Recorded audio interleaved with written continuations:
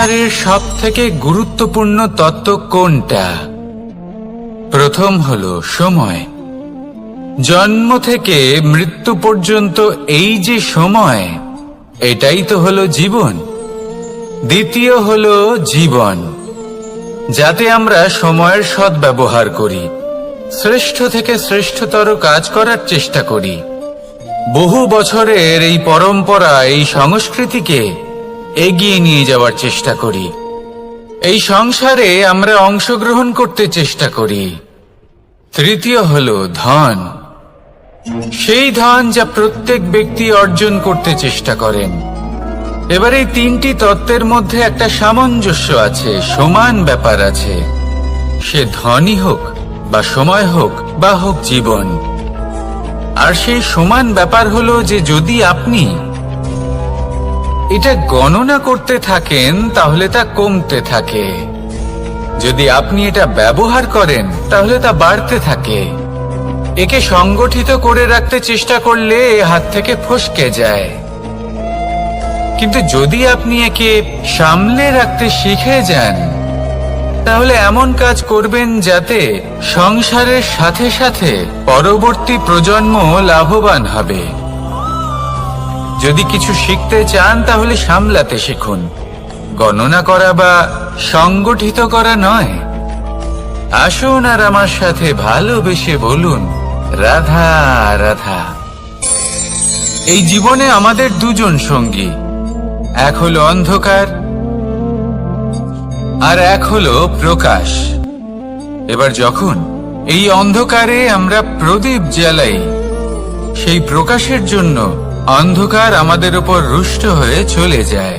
এবার যদি অন্ধকারকে খুশি করতে যাও তাহলে প্রকাশ আমাদের উপর রুষ্ট হয়ে চলে যায়। এ হলো ঠিক সেই পরিস্থিতি যে আমাদের দুই বন্ধু, তাদের মধ্যে সদ্ভাব নেই। যদি কোনো একজনের মান ভাঙাতে বা খুশি করতে যাও তাহলে দ্বিতীয়জন অবশ্যই রুষ্ট হয়। সেই অবস্থায় আপনাকে বোঝদারের মতো কাজ করতে হবে, যে কখন কাকে সমর্থন করতে হবে, কখন কার সাথে চলতে হবে। যদি পারেন তাহলে সকলকে একসাথে নিয়ে চলবেন। যদি কোনো মানুষের মধ্যে বনিবনা না হয় তাহলে তাদের মধ্যে সামঞ্জস্য বজায় রেখে সংসারের রীতিনীতির চক্র চালিত করা, এটাই তো হলো মনুষ্য জীবন। এবার এটা কিভাবে করা সম্ভব?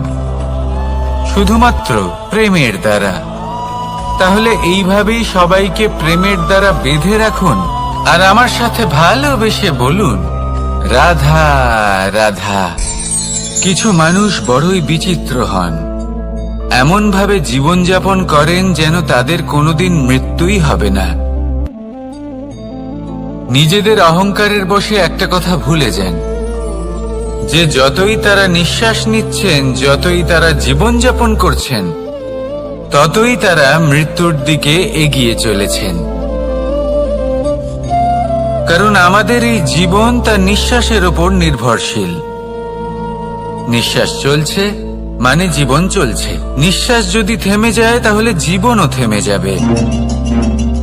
আমাদের জীবনের প্রদীপ যে কোনো মুহূর্তে নিভে যেতে পারে, আর কত সময় বাকি রয়েছে সেই বিষয়ে আমাদের কোনো ধারণাই নেই। তাই যে মুহূর্ত আমরা এখন যাপন করছি সেটার সদ্ব্যবহার করে নেওয়া যাক, কোনো শুভ কর্ম করে নেওয়া যাক, এমন কোনো কর্ম যার দ্বারা আমাদের ব্যক্তিত্বতে এমন এক চমক আসে যে আমাদের মৃত্যুর পরেও এই সংসার আমাদের চিরস্মরণীয় করে। কারণ একটা কথা ঠিক, মৃত্যু হলো একটা অটল সত্য, তাকে মেনে নিতেই হবে, স্মরণীয় করে রাখতেই হবে। যে সময় আছে তার সদ্ব্যবহার করুন আর আমার সাথে ভালোবেসে বলুন, রাধা রাধা। এই সংসারের সব থেকে বড় সুখ কি? কেউ বলবেন নিজের লক্ষ্য প্রাপ্ত করা, কেউ বলবেন ধন উপার্জন করা, কেউ বলবেন নিদ্রাই সব থেকে বড় সুখ, কেউ বলবেন রাজ্য লাভ করা, আবার কেউ বলবেন মাতার হাত থেকে খাবার খাওয়া, আদি ইত্যাদি। কিন্তু যদি সত্যি কথা বলি, এই সংসারের সব থেকে বড় সুখ হলো সেবা করা। কখনো কাউকে সেবা করে দেখুন। এই সেবা দ্বারা অন্য কোনো মানুষের আশীর্বাদ লাভ করাতেই সুখ রয়েছে। আপনার সেবা ভাব দ্বারা যখন কোনো মানুষ নিজের অন্তরাত্মা থেকে আপনাকে আশীর্বাদ করে, তার থেকে বড় সুখ আর কিছুই নেই। কারণ প্রত্যেক মানুষের মধ্যে ঈশ্বর বাস করেন। নরের সেবাই হলো নারায়ণের সেবা। নিষ্কাম সেবা করাই হলো সব থেকে বড় সুখ। তাই নিজের অন্তরে সেবার এই ভাব জাগ্রত করুন। যে সুখের কথা আমি বলছি, সেই সুখ অনুভব করেই দেখুন। এই মন সুপ্রসন্ন হয়ে বলবে, রাধা রাধা। মানুষের এই জীবন, মানুষ জন্ম নেয়, একটা নির্দিষ্ট সময়ের পরে এই সংসার ত্যাগ করে চলেও যায়। এবার শুধু এটাই আবশ্যক নয় যে এই জীবনকালকে আপনি যাপন করবেন, শুধু এটাই গুরুত্বপূর্ণ নয়। আবশ্যক এবং গুরুত্বপূর্ণ হলো এটা যে এই জীবনকালে আপনি এমন কিছু করেন যাতে এই সংসারের মঙ্গল হয়, যাতে এই সংসার আপনাকে মনে রাখে, আপনার থেকে প্রেরিত হয়, আপনার মতো হতে চায়। প্রত্যেক বছর আপনার জন্মতিথির অপেক্ষা করে, এমন ভাবে আপনার জন্মদিন পালন করে যাতে সেটা মহোৎসবের আকার ধারণ করে। এবার এই জন্মদিন এমনি এমনি মহোৎসবে পরিণত হয় না। তখন হয় না যখন কোনো ব্যক্তি রাজার রূপে বা কোনো গোয়ালার রূপে জন্মগ্রহণ করে। তখন পরিণত হয় যখন একজন মানুষ জন্মগ্রহণের পরে এই সংসারকে কোনো শিক্ষা দিয়ে যান। কিভাবে একজন মানুষ গোয়ালা থেকে রাজা হতে পারে, কিভাবে একজন মানুষ অসত্য থেকে সত্যের পথে চলতে শুরু করেন, অধর্ম থেকে ধর্মের পথে চালিত হতে পারেন, কিভাবে অন্ধকার থেকে প্রকাশের দিকে যেতে পারেন, কিভাবে নিজের আত্মাকে পরমাত্মার সাথে মিলিত করতে পারেন।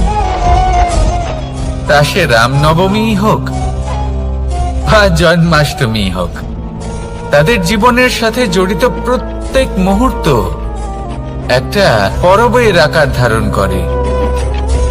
তাহলে আপনিও এইভাবে নিজের জীবন যাপন করতে থাকুন। এই সংসারে শুধু ভালোবাসা বিতরণ করুন, কিছুটা এমন ভাবে বিতরণ করুন যাতে আপনি এই সংসার থেকে চলে যাওয়ার পরেও এই সংসারে আপনি শুধুই ভালোবাসা বিতরণ করতে পারেন। যদি আপনি এরকম করেন, সংসারকে প্রেরণা দেন, তাহলে আপনার জীবনও রাধা কৃষ্ণের প্রেমের মতোই অলৌকিক এবং দৈব হয়ে উঠবে। আসুন আর আমার সাথে ভালোবেসে বলুন, রাধা রাধা। আপনি এটা শুনে থাকবেন যে ছোট্ট একটা বালক, সে ঈশ্বরের প্রতিরূপ হয়। কিন্তু এমন কেন বলা হয় তা কি আপনি কখনো ভেবে দেখেছেন? আমি আপনাকে বলছি, কোনো একটা ছোট্ট বালককে দেখুন, সে কি করে? সকলকে সমান চোখে দেখে। ওর মনে না কোনো ছলনা রয়েছে, না কোনো কপটতা, না অহংকার রয়েছে, আর না কোনো বিষয় নিয়ে কোনো চিন্তা। সকলকে সে সমান চোখে দেখে আর নিজের মধ্যেই প্রসন্ন থাকে, সকল বিকার থেকে মুক্ত। এগুলোই তো সেই গুণ সেই বালকের মধ্যে, যা হলো ঈশ্বর স্বরূপ।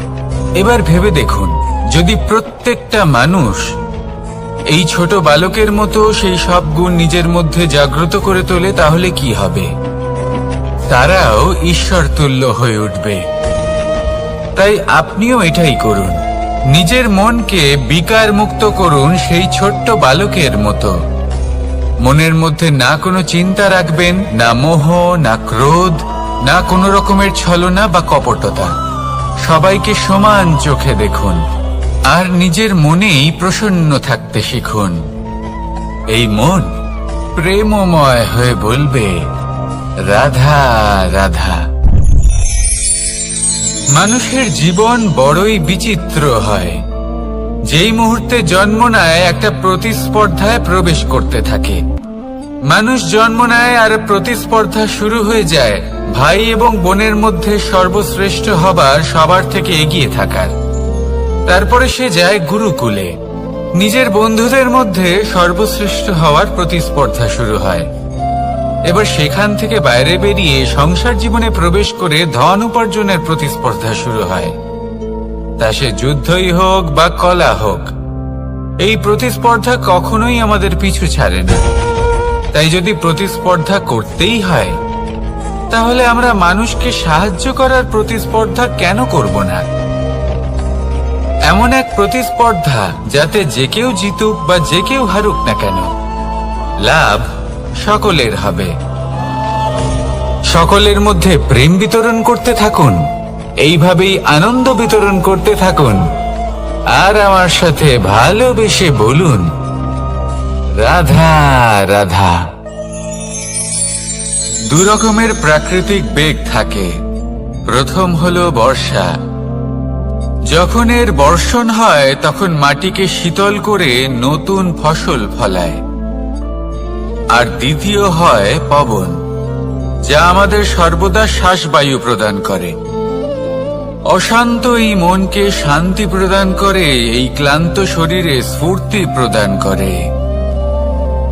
আমাদের জীবনে যত আবেগ আছে তা হয় বর্ষার মতো হওয়া উচিত, নয় হওয়া উচিত পবনের মতো।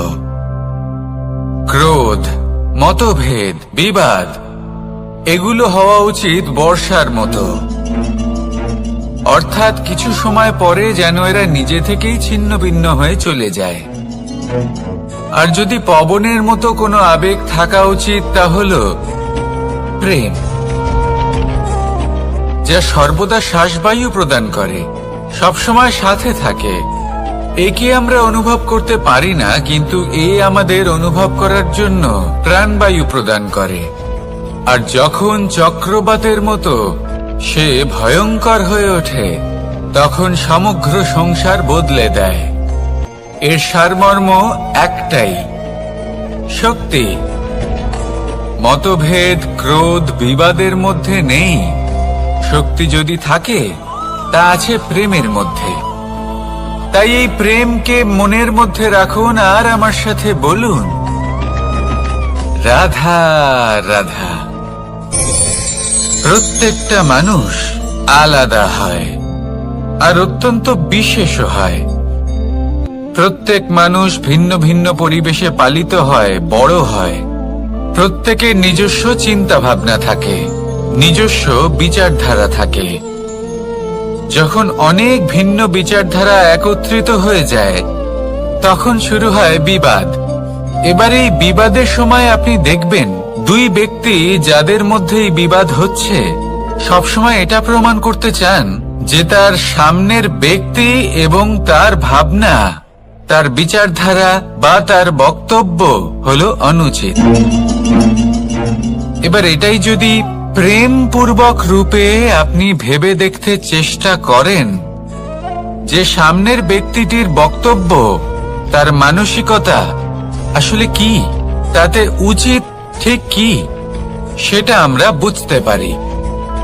একদিকে হলো এই বিবাদ, যা আপনাকে সামনের ব্যক্তিটিকে অনুচিত প্রমাণ করতে বাধ্য করে।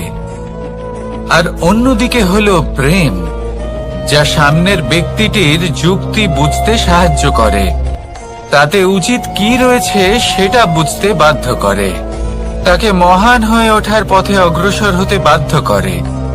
তাই এই বিবাদকে ত্যাগ করুন আর প্রেমকে আপন করে নিন, আর এই প্রেম ভাব নিয়ে বলুন, রাধা রাধা।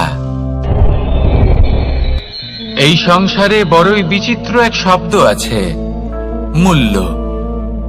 এর প্রয়োগ আমরা জীবনেও করে থাকি, আবার ব্যবসাতেও করে থাকি। একজন উদ্যোগপতি সবসময় বলেন, ব্যবসার মূল্য সবসময় উচ্চমান হওয়া উচিত, তাতে লাভ বেশি। অন্যদিকে আরেকজন ব্যক্তি যিনি পরোপকারী, যিনি ঈশ্বরের দর্শনের অভিলাষী, তিনি বলেন জীবনের মূল্য সব থেকে উচ্চমান হওয়া উচিত। অনেক সময় মানুষ কি করে থাকেন, ব্যবসার এই মূল্য তা উচ্চতার শিখরে পৌঁছনোর লোভে জীবনের মূল্য নামিয়ে ফেলেন, যেখানে এই সমগ্র সংসার প্রেমের দ্বারা চালিত হয়। প্রেমই হলো এই সংসারের আধার। এবার যদি আপনি প্রেম করতে শিখে যান, তাহলে ব্যবসাতে নিশ্চিত রূপে লাভের সাথে সাথে কীর্তি এবং যশ লাভও করতে পারবেন।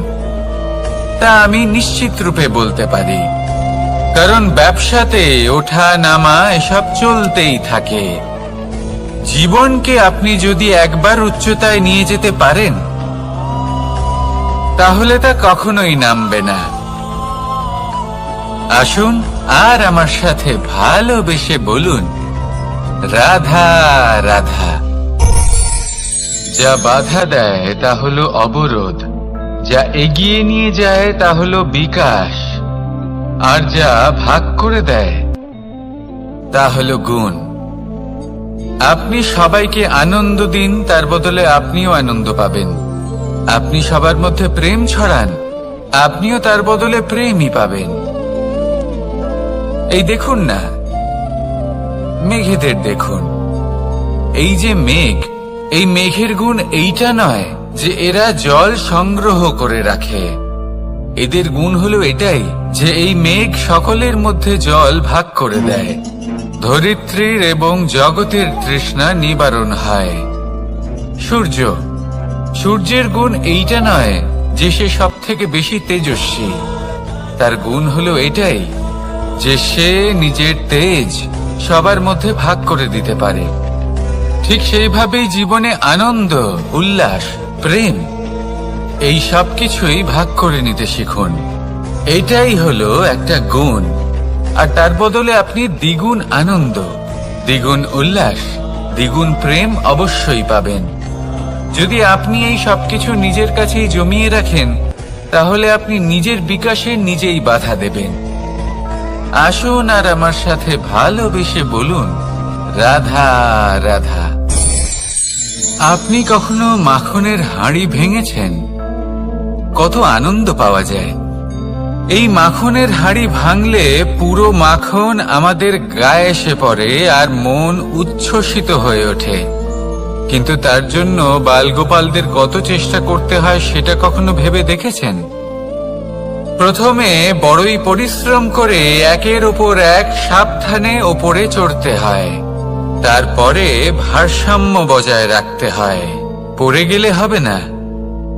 তারপর এই হাতের দ্বারা সেই মাখনের হাঁড়ি ভাঙতে হয়, তখন মাখন পড়ে। এবার এরকমই কিছু আমাদের জীবনে আমাদের সাথেও হয়। এবার আপনি বলবেন যে মাখনের হাঁড়ি ভাঙার এই প্রক্রিয়া, তার সাথে জীবনের কি সম্পর্ক থাকতে পারে? আসলে আমাদের মনের মাঝেও একটা হাঁড়ি রয়েছে, অহংকারের হাঁড়ি। আর এই অহংকারের হাঁড়ি যখন ভেঙে যায়, তখন প্রসন্ন হবার আনন্দ চতুর্দিকে ছড়িয়ে পড়ে। এই মন, এই আত্মা, এই দুই প্রসন্ন হয়ে যায়। কিন্তু তার জন্য আপনাদেরকেও বালগোপালের মতো চেষ্টা করে যেতেই হবে, ভারসাম্য বজায় রাখতেই হবে মনের মাঝে এবং এই বুদ্ধিতে, ভালো এবং মন্দের মধ্যে, লোভ এবং পরমার্থের মধ্যে। আর তারপর নিজে হাতে অহংকারের এই হাঁড়ি ভেঙে দিতে হয়। দেখুন, যদি ঈশ্বরের সঙ্গ লাভ করতে চান, তাহলে অহংকারের এই হাঁড়ি ভাঙতেই হবে। আসুন আর আমার সাথে ভালোবেসে বলুন, রাধা রাধা। মুঠো হাতের শক্তি বেশি, মুঠো খুললেই তা দুর্বল। তা এমন কি থাকা উচিত এই বন্ধ মুঠোয় যা লাখের সমান? মানসিকতা এবং স্বপ্ন। মানুষ জন্মগ্রহণ করে, তার মানসিকতা সময়ের সাথে উন্নত হয়। মানসিকতা অনুযায়ী সে স্বপ্ন দেখে, আর সেই স্বপ্ন সার্থক করতে সে পরিশ্রম করতে থাকে। কিন্তু খুব গুরুত্বপূর্ণ একটা কথা আছে যা আপনার মনে রাখা উচিত। আপনার এই মানসিকতা, আপনার এই স্বপ্ন, তা যেন আপনার নিয়ন্ত্রণে থাকে। আপনার বন্ধ মুঠোয় যেন এর লাগাম থাকে, আপনি যেন এর প্রভু হন। যদি তা হয় তবেই আপনি লাভবান হবেন। যদি এরা আপনাকে নিয়ন্ত্রণ করতে থাকে, যদি আপনার মুঠো খুলে যায়, না পথ আপনার নিয়ন্ত্রণে থাকবে, না মানসিকতা থাকবে, না স্বপ্ন নিয়ন্ত্রণে থাকবে। আর যদি তাই হয় তাহলে আপনি আপনার ভবিষ্যৎ নষ্ট করে ফেলবেন। তাই নিয়ন্ত্রণ করতে শিখুন নিজের বিচার বুদ্ধি, নিজের মানসিকতা, নিজের স্বপ্নকে। নিজের এই স্বপ্ন পূরণ করুন আর আমার সাথে ভালোবেসে বলুন, রাধা রাধা। এই সংসারের সব থেকে কঠোর ধাতুর মধ্যে একটি হলো লোহা। লোহা দিয়ে আমরা অনেক অস্ত্র শস্ত্র লাভ করি, অনেক বস্তুও লাভ করি। এবার এই লোহাকে কাটার জন্য, একে কোনো আকার দেওয়ার জন্য কি প্রয়োগ করতে হয়? লোহা। এবার এই কথাটা আমরা সকলেই জানি যে লোহার দ্বারাই লোহাকে কাটতে হয়। এবার এই কথা আমি আপনাকে কেন বলছি? এরপরে খুব বড় একটা প্রশ্ন আসে, যা খুব বড় শিক্ষা দিয়ে যায়। এটা কেন হয় যে আমরা একটা লোহা দিয়ে একটা লোহাতে আঘাত করছি, কিন্তু যে লোহা দ্বারা আঘাত করছি তার আকার বদলাচ্ছে না, যার ওপর প্রহার করছি তার আকার বদলাচ্ছে? এতে পার্থক্যটা কোথায়? পার্থক্য হলো তাপমাত্রার। দেখুন, যে লোহাকে আমরা কাটতে চাই তার তাপমাত্রা বাড়াতে হয়, তাকে গরম করতে হয়। আর যে লোহা দ্বারা আমরা আঘাত করতে চলেছি সেই লোহা আমাদের ঠান্ডা রাখতে হয়। অর্থাৎ ঠান্ডা লোহা গরম লোহাকে কেটে দেয়। এবার এই শিক্ষা কি আমাদের জীবনে যথেষ্ট নয়? আমাদের জীবনে অনেক সমস্যা আসতে পারে, কিন্তু আমাদের এই বিষয়ে বিশেষ খেয়াল রাখতে হবে যে আমাদের মনকে আমরা যেন ঠান্ডা রাখি, এই মস্তিষ্ককে শান্ত রাখতে হবে। যদি আমরা ক্রোধ বা ঈর্ষার আগুনে জ্বলতে থাকি, বিদ্বেষের আগুনে জ্বলতে থাকি, তাহলে আমরাও সেই লোহার মতোই হয়ে যাব যার তাপমাত্রা অত্যন্ত বেশি। তখন যে কেউ এসে আমাদের বিচ্ছিন্ন করে চলে যাবে।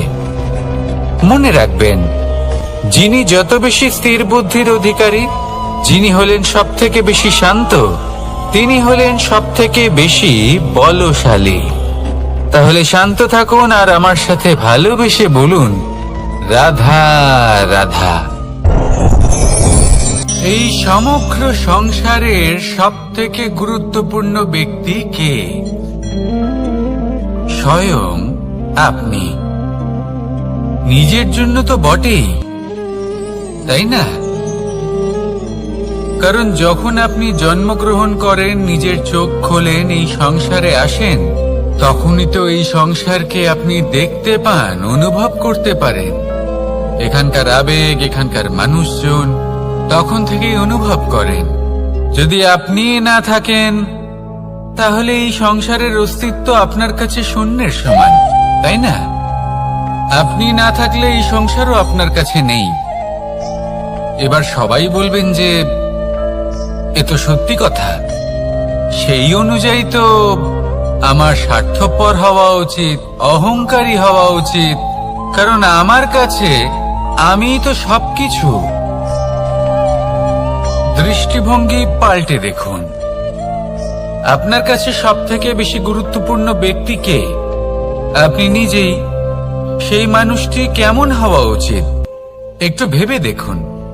সব সময় সকলকে সাহায্য করুন, একসাথে মিলে পরিশ্রম করুন, সাহায্য করুন অন্যদেরকে। এটা অতি আবশ্যক। এবং তার থেকেও বেশি গুরুত্বপূর্ণ হলো এটাই যে আপনার মনে যেন কখনো এই বিষয়ে ভয় না থাকে যে আমি আমার প্রিয়জনদের, আমার কাছের মানুষগুলিকে হারিয়ে ফেলব। এই ভয় কখনোই মনের মধ্যে থাকা উচিত নয়। যদি ভয় থাকে তাহলে থাকুক এই বিষয়ে যে সকল মানুষ আমার জীবন থেকে, আমার থেকে দূরে চলে যাচ্ছেন, তাদের বাধা দিতে দিতে আমি যেন নিজেকেই না হারিয়ে ফেলি।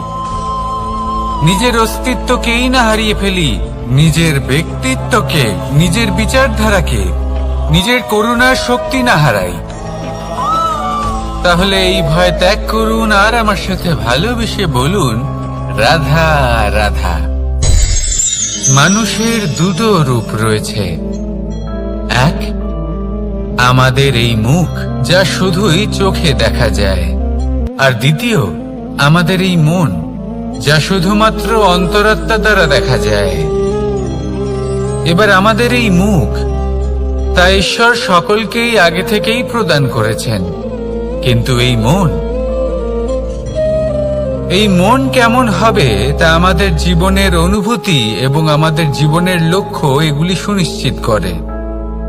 অর্থাৎ নেত্র দিয়ে দেখা যায় আমাদের এই মুখ, তা শুধুই এই কারণে প্রয়োজন যাতে সংসার আমাদের দেখতে পায়, আমাদের চিনতে পারে। কিন্তু যদি এই সংসারে আপনি প্রকৃত অর্থে মান সম্মান লাভ করতে চান, তাহলে নিজের অন্তরাত্মাকে আপনাকে বিকশিত করতেই হবে। দেখুন, কথায় আছে এই যে অসুর, তা শারীরিকভাবে উপস্থিত নয়, তা মনের মধ্যে থাকে। যদি এই মন থেকে অসুরকে বের করে দেওয়া যায়, তাহলে শরীরে তা উপস্থিত থাকবেই না। তাই মনকে শুদ্ধ করুন আর আমার সাথে ভালোবেসে বলুন, রাধা রাধা। প্রয়াস, পরিশ্রম, এই শব্দগুলি শুনতে হয়তো ছোট মনে হয়, কিন্তু এর মূল্য অনেকটাই অধিক। এবার প্রয়াসও কিন্তু দুই ধরনের হয়। একটা প্রয়াস তাই যা আমরা নিজের মন থেকে, অন্তর থেকে সমগ্র শক্তি দিয়ে করার চেষ্টা করি। এবারে এই প্রয়াস প্রচেষ্টার নামান্তর। কিছু প্রয়াস এমনও হয় যেমন দ্রুতক্রীড়া খেলা। মানুষ বলেন, আজ একটু প্রয়াস করি, একটু দ্রুতক্রীড়া খেলেই দেখি, যদি বিজয়ী হই তবে ভালো ব্যাপার, যদি না হই তবে আর কখনো খেলবো না। এটাও কিন্তু প্রয়াস, কিন্তু এই প্রয়াস পরিশ্রম নয়। পাণ্ডবদের দেখুন, ওনারা যখন পরিশ্রম করেছিলেন, তখন খাণ্ডবপ্রস্থকেও ইন্দ্রপ্রস্থ বানিয়েছিলেন। দ্রুতক্রীড়া খেললেন, সেই মুহূর্তেই ইন্দ্রপ্রস্থ হারিয়ে ফেললেন। পরিশ্রম করলেন, সগৌরবের রাজা হলেন। দ্রুতক্রীড়া খেললেন, তখন এক মুহূর্তে রাজা থেকে নিঃস্ব হয়ে গেলেন। সারমর্ম এটাই যে দ্রুতক্রীড়া কখনো কখনো আপনার মিত্র হতে পারে, কখনো সে আপনাকে বিজয়ী করতে পারে, কিন্তু প্রয়াস এবং পরিশ্রম যখন একসাথে মিলিত হয়, তখন তা সর্বদাই আপনার সাথে থাকে। প্রয়াস করতে থাকুন, পরিশ্রম করতে থাকুন, আর আমার সাথে ভালোবেসে বলুন, রাধা রাধা। মানুষ কখনো কখনো সময়কে নিয়ন্ত্রণ করতে চেষ্টা করে, কখনো কখনো সময়ের গুরুত্ব বুঝতে পারে না। এটা ভাবে যে এই কিছু মুহূর্ত কেটে যাক, একে অতিবাহিত করি, তাহলে কি বা হবে, কয়েকটা মুহূর্ত মাত্র। কিন্তু তা নয়। আজকের একটা মুহূর্ত ভবিষ্যতের অনেক বড় পরিবর্তনের ভিত হতে পারে। আজকের একটা মুহূর্ত আপনার ভবিষ্যৎকে উজ্জ্বল করে তুলতে পারে। সেই জন্য ছোট ছোট মুহূর্তগুলিকে অদেখা করবেন না। সময়কে কাজে লাগান, পূর্ণরূপে কাজে লাগান। এবার যদি আপনি কাউকে সাহায্য করতে চান আর সেই কারণেই যদি থেমে থাকেন, তাহলে ঠিক আছে, কারণ আপনি কাউকে সাহায্য করে তার জীবনকে আরো ভালো করে তুলতে চাইছেন, আরো শ্রেষ্ঠ করতে চাইছেন। এই পুণ্য, এই কর্ম ফিরে আপনার কাছেই আসবে আর আপনার জীবনকে শুভ করে তুলবে। কিন্তু যদি আপনি আলস্যের কারণে থেমে থাকেন এবং কিছুই না করেন, সময় নষ্ট করেন, তাহলে কিন্তু একটাই ঘটনা ঘটবে, আপনার ভবিষ্যৎ বিপদগ্রস্ত হয়ে পড়বে, আর কিছুই নয়। সেই জন্য এটা বোঝা প্রয়োজন যে কখন থামতে হবে এবং কেন থামতে হবে। যদি আপনার থামার কারণ এবং সময় অনুচিত হয়ে থাকে, তাহলে আপনার ভবিষ্যৎ কখনোই উচিত হতে পারে না। সেই জন্য সময়কে সম্মান করুন আর পূর্ণ ব্যবহার করতে শিখুন। আর আমার সাথে ভালোবেসে বলুন, রাধা রাধা। জীবনে সবসময় সেটা হয় না যা আমরা চাই, তেমন ভাবে হয় না যেমন ভাবে আমরা চাই। এবার তাতে আমরা দুঃখ পাই, নিরাশ হয়ে পড়ি, ভাগ্যকে দোষ দিই অথবা অন্য কাউকে বা নিজেকে। কিন্তু সত্যটা কি সেটা আমাদের জানতে হবে। এই সংসার নির্মিত হয়েছে পাহাড় দ্বারা এবং পাথর দ্বারা, তাই প্রত্যেক স্থানে ছোট ছোট ছোট ছোট নুড়ি পাথর তো অবশ্যই থাকবে। এগুলো এড়িয়ে যাওয়া সম্ভব নয়, আর এই কথাটা আমরা সকলে জানি। এবার এইভাবেই আমাদের জীবনে নানান রকমের সমস্যা লেগেই থাকে। এর হাত থেকে কোনোভাবেই নিস্তার পাওয়া সম্ভব নয়। একটা সমস্যা এড়াতে যান, দ্বিতীয় চলে আসবে, দ্বিতীয় সমস্যা এড়াতে যান, তৃতীয় চলে আসবে। কিন্তু সমস্যা জীবনে থাকবেই, আর আপনাকে সাহায্য করার জন্যই থাকবে কোনো না কোনো রূপে।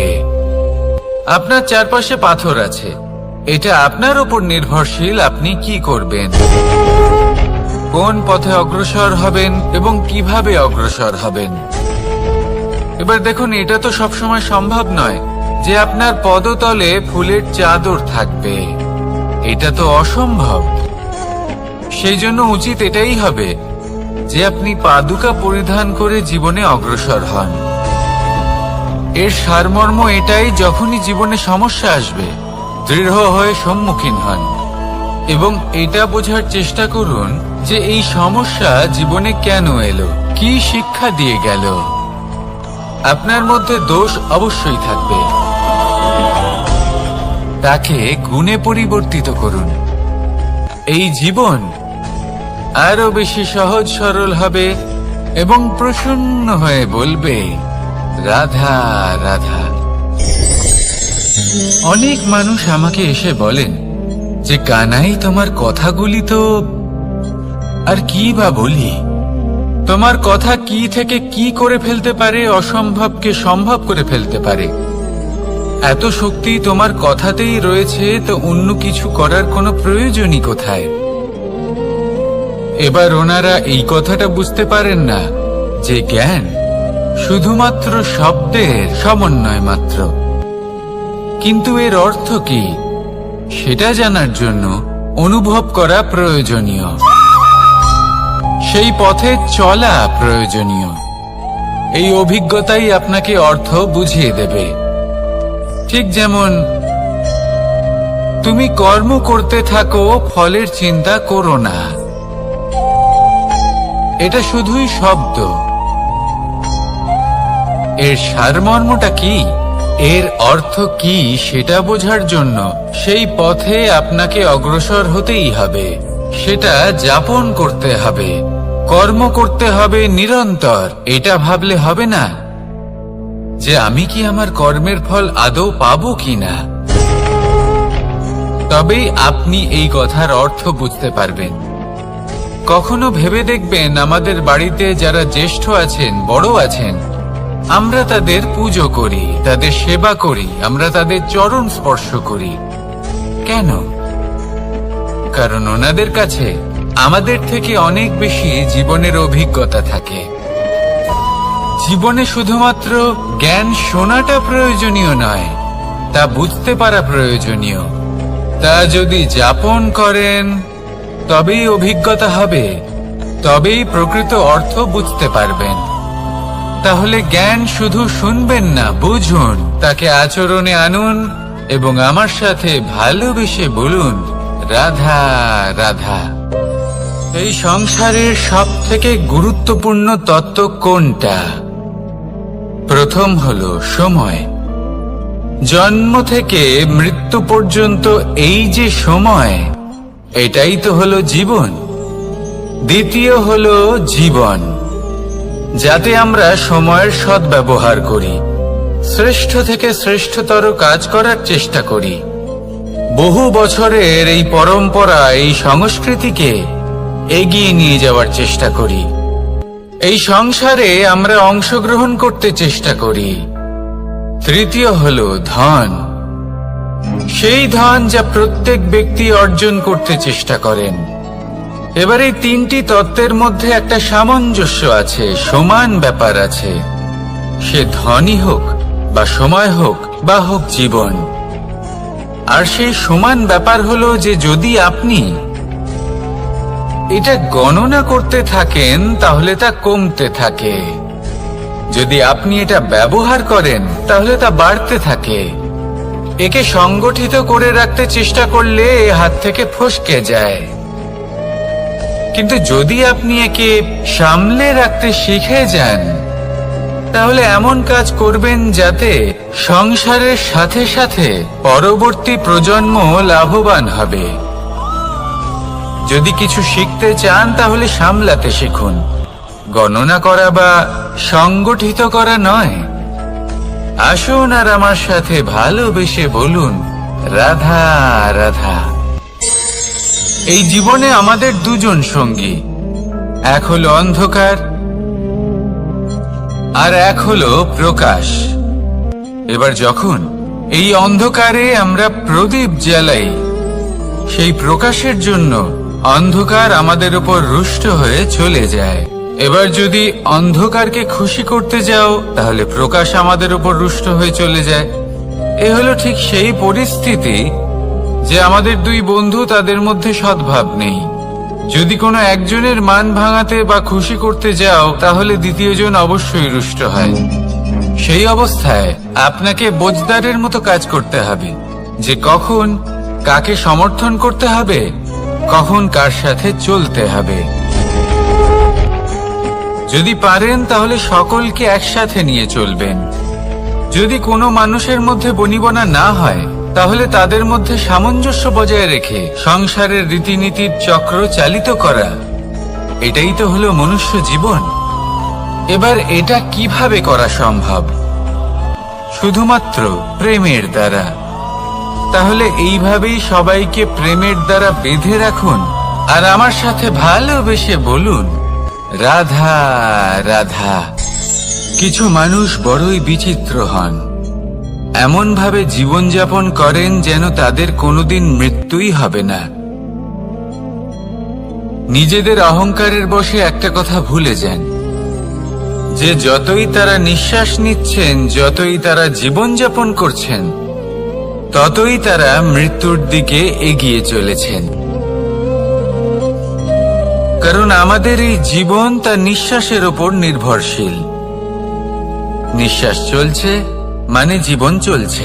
নিঃশ্বাস যদি থেমে যায় তাহলে জীবনও থেমে যাবে। আমাদের জীবনের প্রদীপ যে কোনো মুহূর্তে নিভে যেতে পারে, আর কত সময় বাকি রয়েছে সেই বিষয়ে আমাদের কোনো ধারণাই নেই। তাই যে মুহূর্ত আমরা এখন যাপন করছি সেটার সদ্ব্যবহার করে নেওয়া যাক, কোনো শুভ কর্ম করে নেওয়া যাক, এমন কোনো কর্ম যার দ্বারা আমাদের ব্যক্তিত্বতে এমন এক চমক আসে যে আমাদের মৃত্যুর পরেও এই সংসার আমাদের চিরস্মরণীয় করে। কারণ একটা কথা ঠিক, মৃত্যু হলো একটা অটল সত্য, তাকে মেনে নিতেই হবে, স্মরণীয় করে রাখতেই হবে। যে সময় আছে তার সদ্ব্যবহার করুন আর আমার সাথে ভালোবেসে বলুন, রাধা রাধা।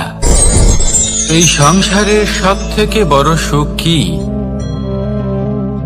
কেউ বলবেন নিজের লক্ষ্য প্রাপ্ত করা, কেউ বলবেন ধন উপার্জন করা, কেউ বলবেন নিদ্রাই সব থেকে বড় সুখ, কেউ বলবেন রাজ্য লাভ করা, আবার কেউ বলবেন মাতার হাত থেকে খাবার খাওয়া, আদি ইত্যাদি। কিন্তু যদি সত্যি কথা বলি, এই সংসারের সব থেকে বড় সুখ হলো সেবা করা। কখনো কাউকে সেবা করে দেখুন, এই সেবা দ্বারা অন্য কোনো মানুষের আশীর্বাদ লাভ করাতেই সুখ রয়েছে। আপনার সেবা ভাব দ্বারা যখন কোনো মানুষ নিজের অন্তরাত্মা থেকে আপনাকে আশীর্বাদ করে, তার থেকে বড় সুখ আর কিছুই নেই। কারণ প্রত্যেক মানুষের মধ্যে ঈশ্বর বাস করেন। নরের সেবাই হলো নারায়ণের সেবা। নিষ্কাম সেবা করাই হলো সব থেকে বড় সুখ। তাই নিজের অন্তরে সেবার এই ভাব জাগ্রত করুন। যে সুখের কথা আমি বলছি, সেই সুখ অনুভব করেই দেখুন। এই মন সুপ্রসন্ন হয়ে বলবে, রাধা রাধা। মানুষ অসুস্থ কেন হন? শারীরিক দুর্বলতার কারণে? না, মানুষ অসুস্থ হন তার মানসিকতার কারণে, তার বিবেকের কারণে, তার কর্মের কারণে, তার ক্রোধের কারণে। আর যখন কেউ সুস্থ হন, ঠিক হয়ে যান, তার মানে এটা নয় যে শুধু ওষুধের জন্য তিনি সুস্থ হয়েছেন। না, এটা কারোর তার প্রতি প্রেমের প্রভাব, বিশ্বাসের প্রভাব, সম্বলের প্রভাব। শুধুমাত্র ওষুধ দিয়ে কিছুই হয় না।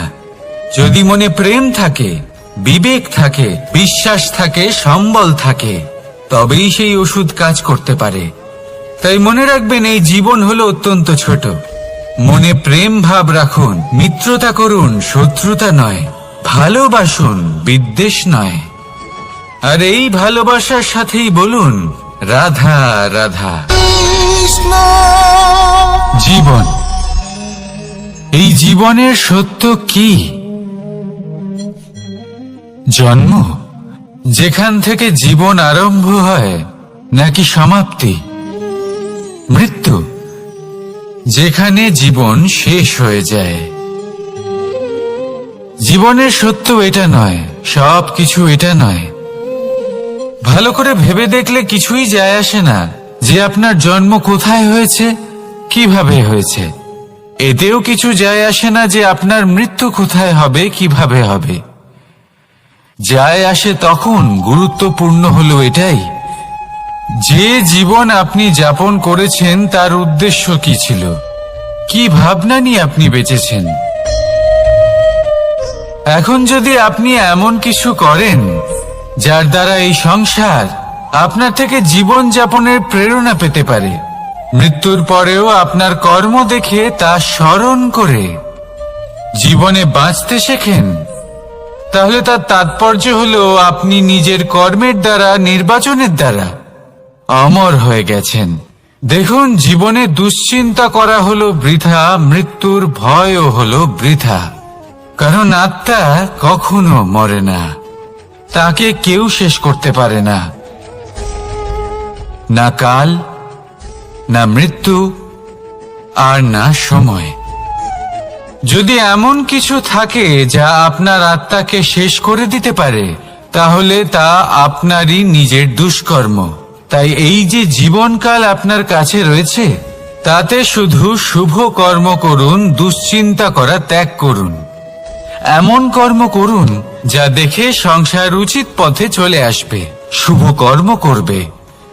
যদি আপনার মৃত্যুর পরে সংসার আপনাকে স্মরণ করে শিক্ষা লাভ করে, উচিত পথে চলে, প্রেরিত হয়, তাহলে আপনিও অমর হয়ে যাবেন।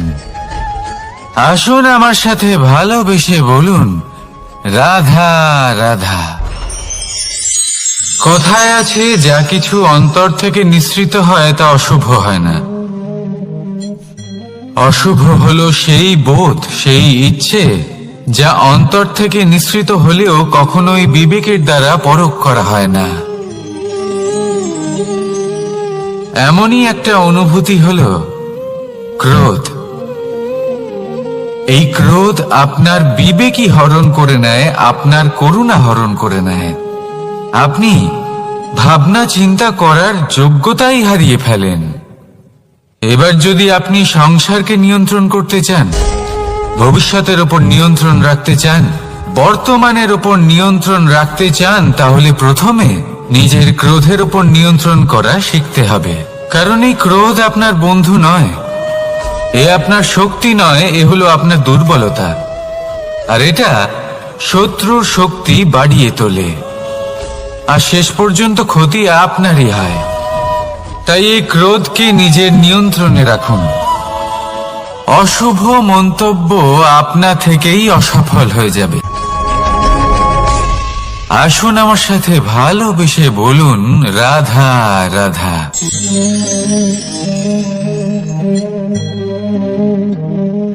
প্রশান্তি জড়িত নিদ্রা মানুষের জীবনের একটা অত্যন্ত গুরুত্বপূর্ণ সুখ এবং প্রয়োজনীয়তাও। দেখতে গেলে এই সংসারের প্রত্যেক পশু পাখি, প্রত্যেক জীব অবশ্যই নিদ্রা প্রাপ্ত করেন, কিন্তু মানুষ, যার মধ্যে বিচার বিবেচনা করার শক্তি অন্যদের থেকে অনেক বেশি, তার কিন্তু ঘুমের কিছু সমস্যা অবশ্যই হয়। কি বলেন? তাই তো। এবার এর কারণ কি? চিন্তা। এবার চিন্তা আমাদের সবার জীবনে আছে। আমরা সকলে জানি যে চিন্তা কখনো আমাদের সাহায্য করে না, তাও আমাদের জীবনে আছে। কেন? চিন্তার মাধ্যমে কি কখনো কোনো সমস্যার সমাধান হয়েছে? অর্থের চিন্তা করলে কি অর্থ লাভ হয়? ভবিষ্যতের চিন্তা করলে কি ভবিষ্যৎ ঠিক হয়ে যায়? স্বাস্থ্যের চিন্তা করলে কি স্বাস্থ্য নিজে থেকেই ঠিক হয়? হয় না। তাহলে এই সব কিছু থেকে আমাদের একটা ছোট্ট শিক্ষা অবশ্যই লাভ করা উচিত। আপনিও আপনার কাঁধ থেকে চিন্তার এই বোঝা নামিয়ে ফেলুন। আর ইচ্ছে, এই সব ইচ্ছে একত্রিত হয়ে আমাদের মনে চিন্তা উৎপন্ন করে। তাই এই চিন্তাগুলিকে ত্যাগ করুন। প্রকৃতির প্রেমের উপর বিশ্বাস রাখুন। মনে রাখবেন, যিনি চিন্তা মুক্ত হবেন তিনি চিতা মুক্ত হবেন। সুখের নিদ্রা প্রাপ্ত করুন, আর নিদ্রায় যাবার আগে আমার সাথে ভালোবেসে বলুন, রাধা রাধা। মহাদেব, সেই দেবতা যিনি মহান, যাকে দেবতাদের দেবতা বলা হয়, যিনি হলেন আমার আরাধ্য। কখনো আপনার মনে এই প্রশ্ন এসেছে যে শিবকেই কেন মহাদেব বলা হয়, অন্য কোনো দেবতাকে কেন বলা হয় না? সেই কারণ মহাদেবের মধ্যে, ওনার মধ্যে এমন এক বিশেষ গুণ রয়েছে যা অন্য কারণ নেই। তা হলো নিঃস্বার্থ হয়ে মানুষের সেবা করা। যদি প্রয়োজন পড়ে, যদি সৃষ্টির পথে বিনাশের কালো মেঘ ছেয়ে থাকে, তখন নিজের প্রাণের চিন্তা না করে হলাহল পান করার জন্য প্রস্তুত থাকেন মহাদেব। আর এই অদ্বিতীয় ত্যাগের জন্যই শিবকে মহাদেব বলে ডাকা হয়। এবার যদি কোনো মানুষও নিঃস্বার্থ ভাবনার দ্বারা নিজেকে অর্পণ করে দেয় এই জগতের কল্যাণের জন্য, মানুষের সেবার জন্য, তাহলে তিনিও মহাপুরুষ, মহামানব হতে পারেন। যদি কেউ অভুক্ত থাকেন, তাহলে নিজের থালা থেকে অর্ধেক খাবার তাকে দিয়ে দিন। যদি কেউ অসুস্থ হন, তাহলে তাকে সেবা করার, চিকিৎসা করার চেষ্টা করুন। এই জীবন শুধু নিজের জন্য নয়, অন্যদের প্রতি, সমস্ত সংসারের প্রতি উৎসর্গ করুন। যদি এইসব মানুষ শিখে যান, তাহলে তিনি মহাদেবের পথে অগ্রসর হতে পারেন। যদি মানুষ নিঃস্বার্থ ভাবনার দ্বারা এই সংসারের সেবা করতে শিখে যান, তাহলে তিনি নিশ্চিত রূপে মহামানব অবশ্যই হতে পারবেন। আসুন আমার সাথে ভালোবেসে বলুন, রাধা রাধা। স্বর্ণ, হীরে, মুক্ত, মানিক, এই সব কিছুকে আগে পাথর বলা হতো। তাহলে এমন কি হলো যে এদের রত্ন বলা হয়? আর রত্ন তা বাস্তবে আসলে কি? এটা হলো সেই পাথর যাকে আগে আগুনের তাপ সহ্য করতে হয়েছে, পরখ করা হয়েছে, যাচাই করা হয়েছে, এদের কাটার চেষ্টা করা হয়েছে, কিন্তু তারা কখনোই নষ্ট হয়নি, বরং তারা আরো উদ্ভাসিত হয়েছে, আরো উজ্জ্বল হয়েছে, এই সংসারে আরো প্রকাশ ছড়িয়ে দিয়েছে। সেই জন্য এরা হলো এত অমূল্য, সেই জন্য এরা হলো বহুমূল্য, সেই জন্য এদের রত্ন বলা হয়। এবার মানুষের কাছেও এই নির্বাচনের অধিকার রয়েছে যে আমরা শুধু পাথর হয়ে থাকব নাকি রত্ন হয়ে থাকব। কিভাবে? আমাদের জীবনেও অনেক সমস্যা রয়েছে, বাধা আছে, বিপত্তি আছে। আমরা সেই বাধার তাপে উত্তপ্ত হই, এই সমস্যা আমাদের কাটার চেষ্টা করে। অনেক মানুষ বিভিন্ন পরিস্থিতি আমাদের ভাঙার চেষ্টা করে, কিন্তু আমাদের নষ্ট হলে চলবে না। যেভাবে এই রত্ন সমস্যার সম্মুখীন হয়ে পাথর থেকে রত্ন হয়েছে, সেইভাবেই আমাদেরও আমাদের সমস্যার সম্মুখীন হয়ে রত্ন হয়ে উঠতে হবে।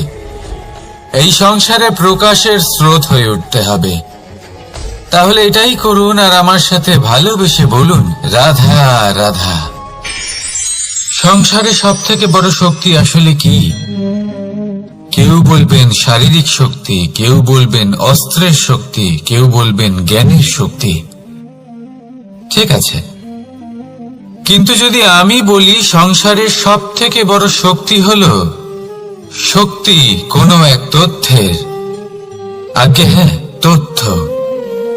এই তথ্য নিজেই কিন্তু খুব শক্তিশালী, অত্যন্ত শক্তিশালী অস্ত্র হলো এই তথ্য।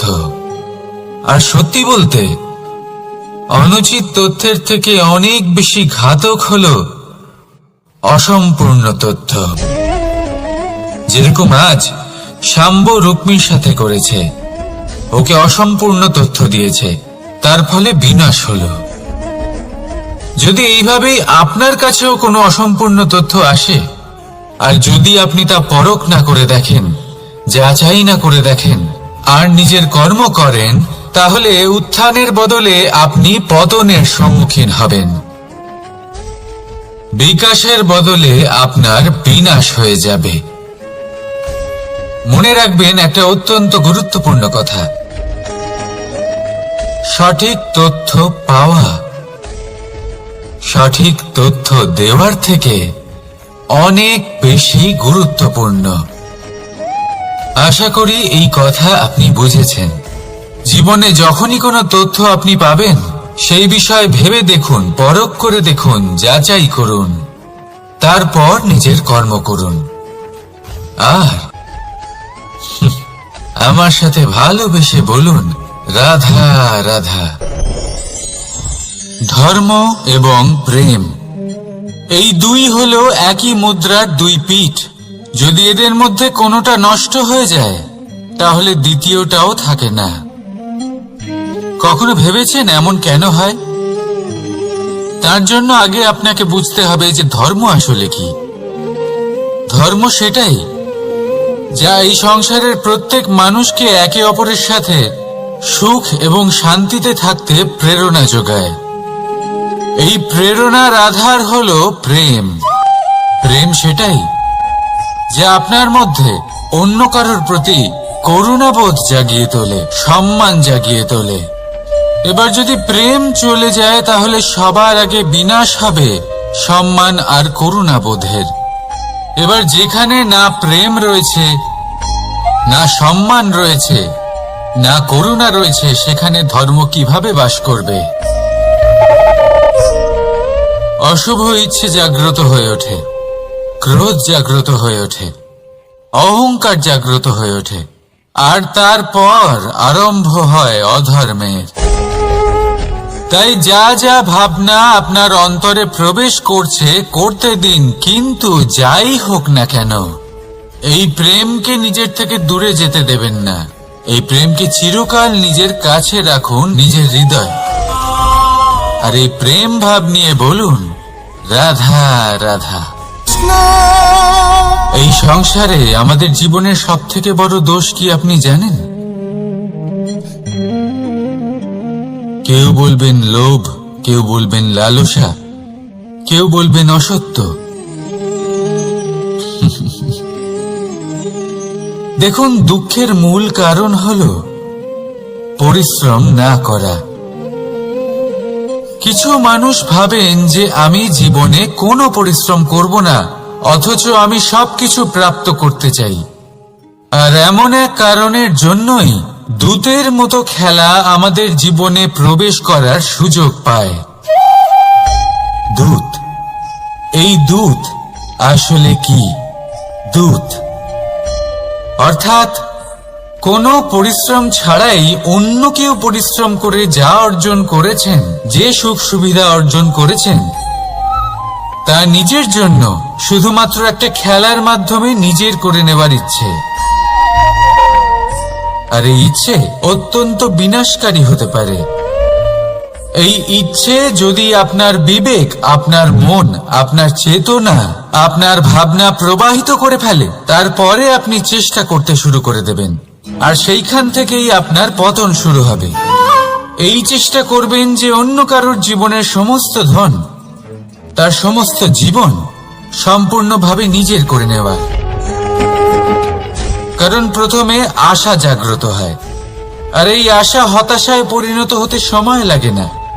এই হতাশা কুণ্ঠায় পরিণত হতে সময় লাগে না, কুণ্ঠা লোভে পরিণত হতে সময় লাগে না, আর এই লোভ প্রতিশোধ স্পৃহাতে পরিণত হতে সময় লাগে না। আর যখন এই সব কিছু হয়, আপনি দুষ্ট হয়ে যান।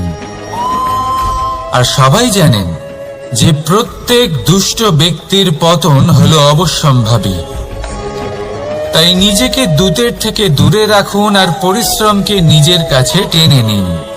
জীবনে আপনার যা যা স্বপ্ন রয়েছে, যা আপনি করতে চান, শুধুই পরিশ্রম দ্বারা অর্জন করুন।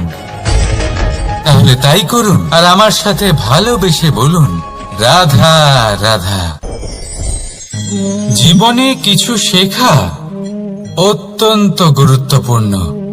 এবার কি কি শিখতে হবে, সেই সব শেখানোর জন্য অনেক শিক্ষক রয়েছেন। কিন্তু কি শিখবেন না আর কি করবেন না, এটা আমাদের নিজের অভিজ্ঞতা দিয়ে শিখতে হয়। কিন্তু তার মানে এটা নয় যে যদি আপনাকে শিখতে হয় যে আগুনের তাপ কতটা, আপনাকে আগুনের মধ্যে হাত দিতে হবে। না, অন্য কারোর অভিজ্ঞতা দ্বারাও শিখতে পারেন। প্রশ্ন শুধুমাত্র একটাই যে আপনি কি শিখতে চান নাকি চান না।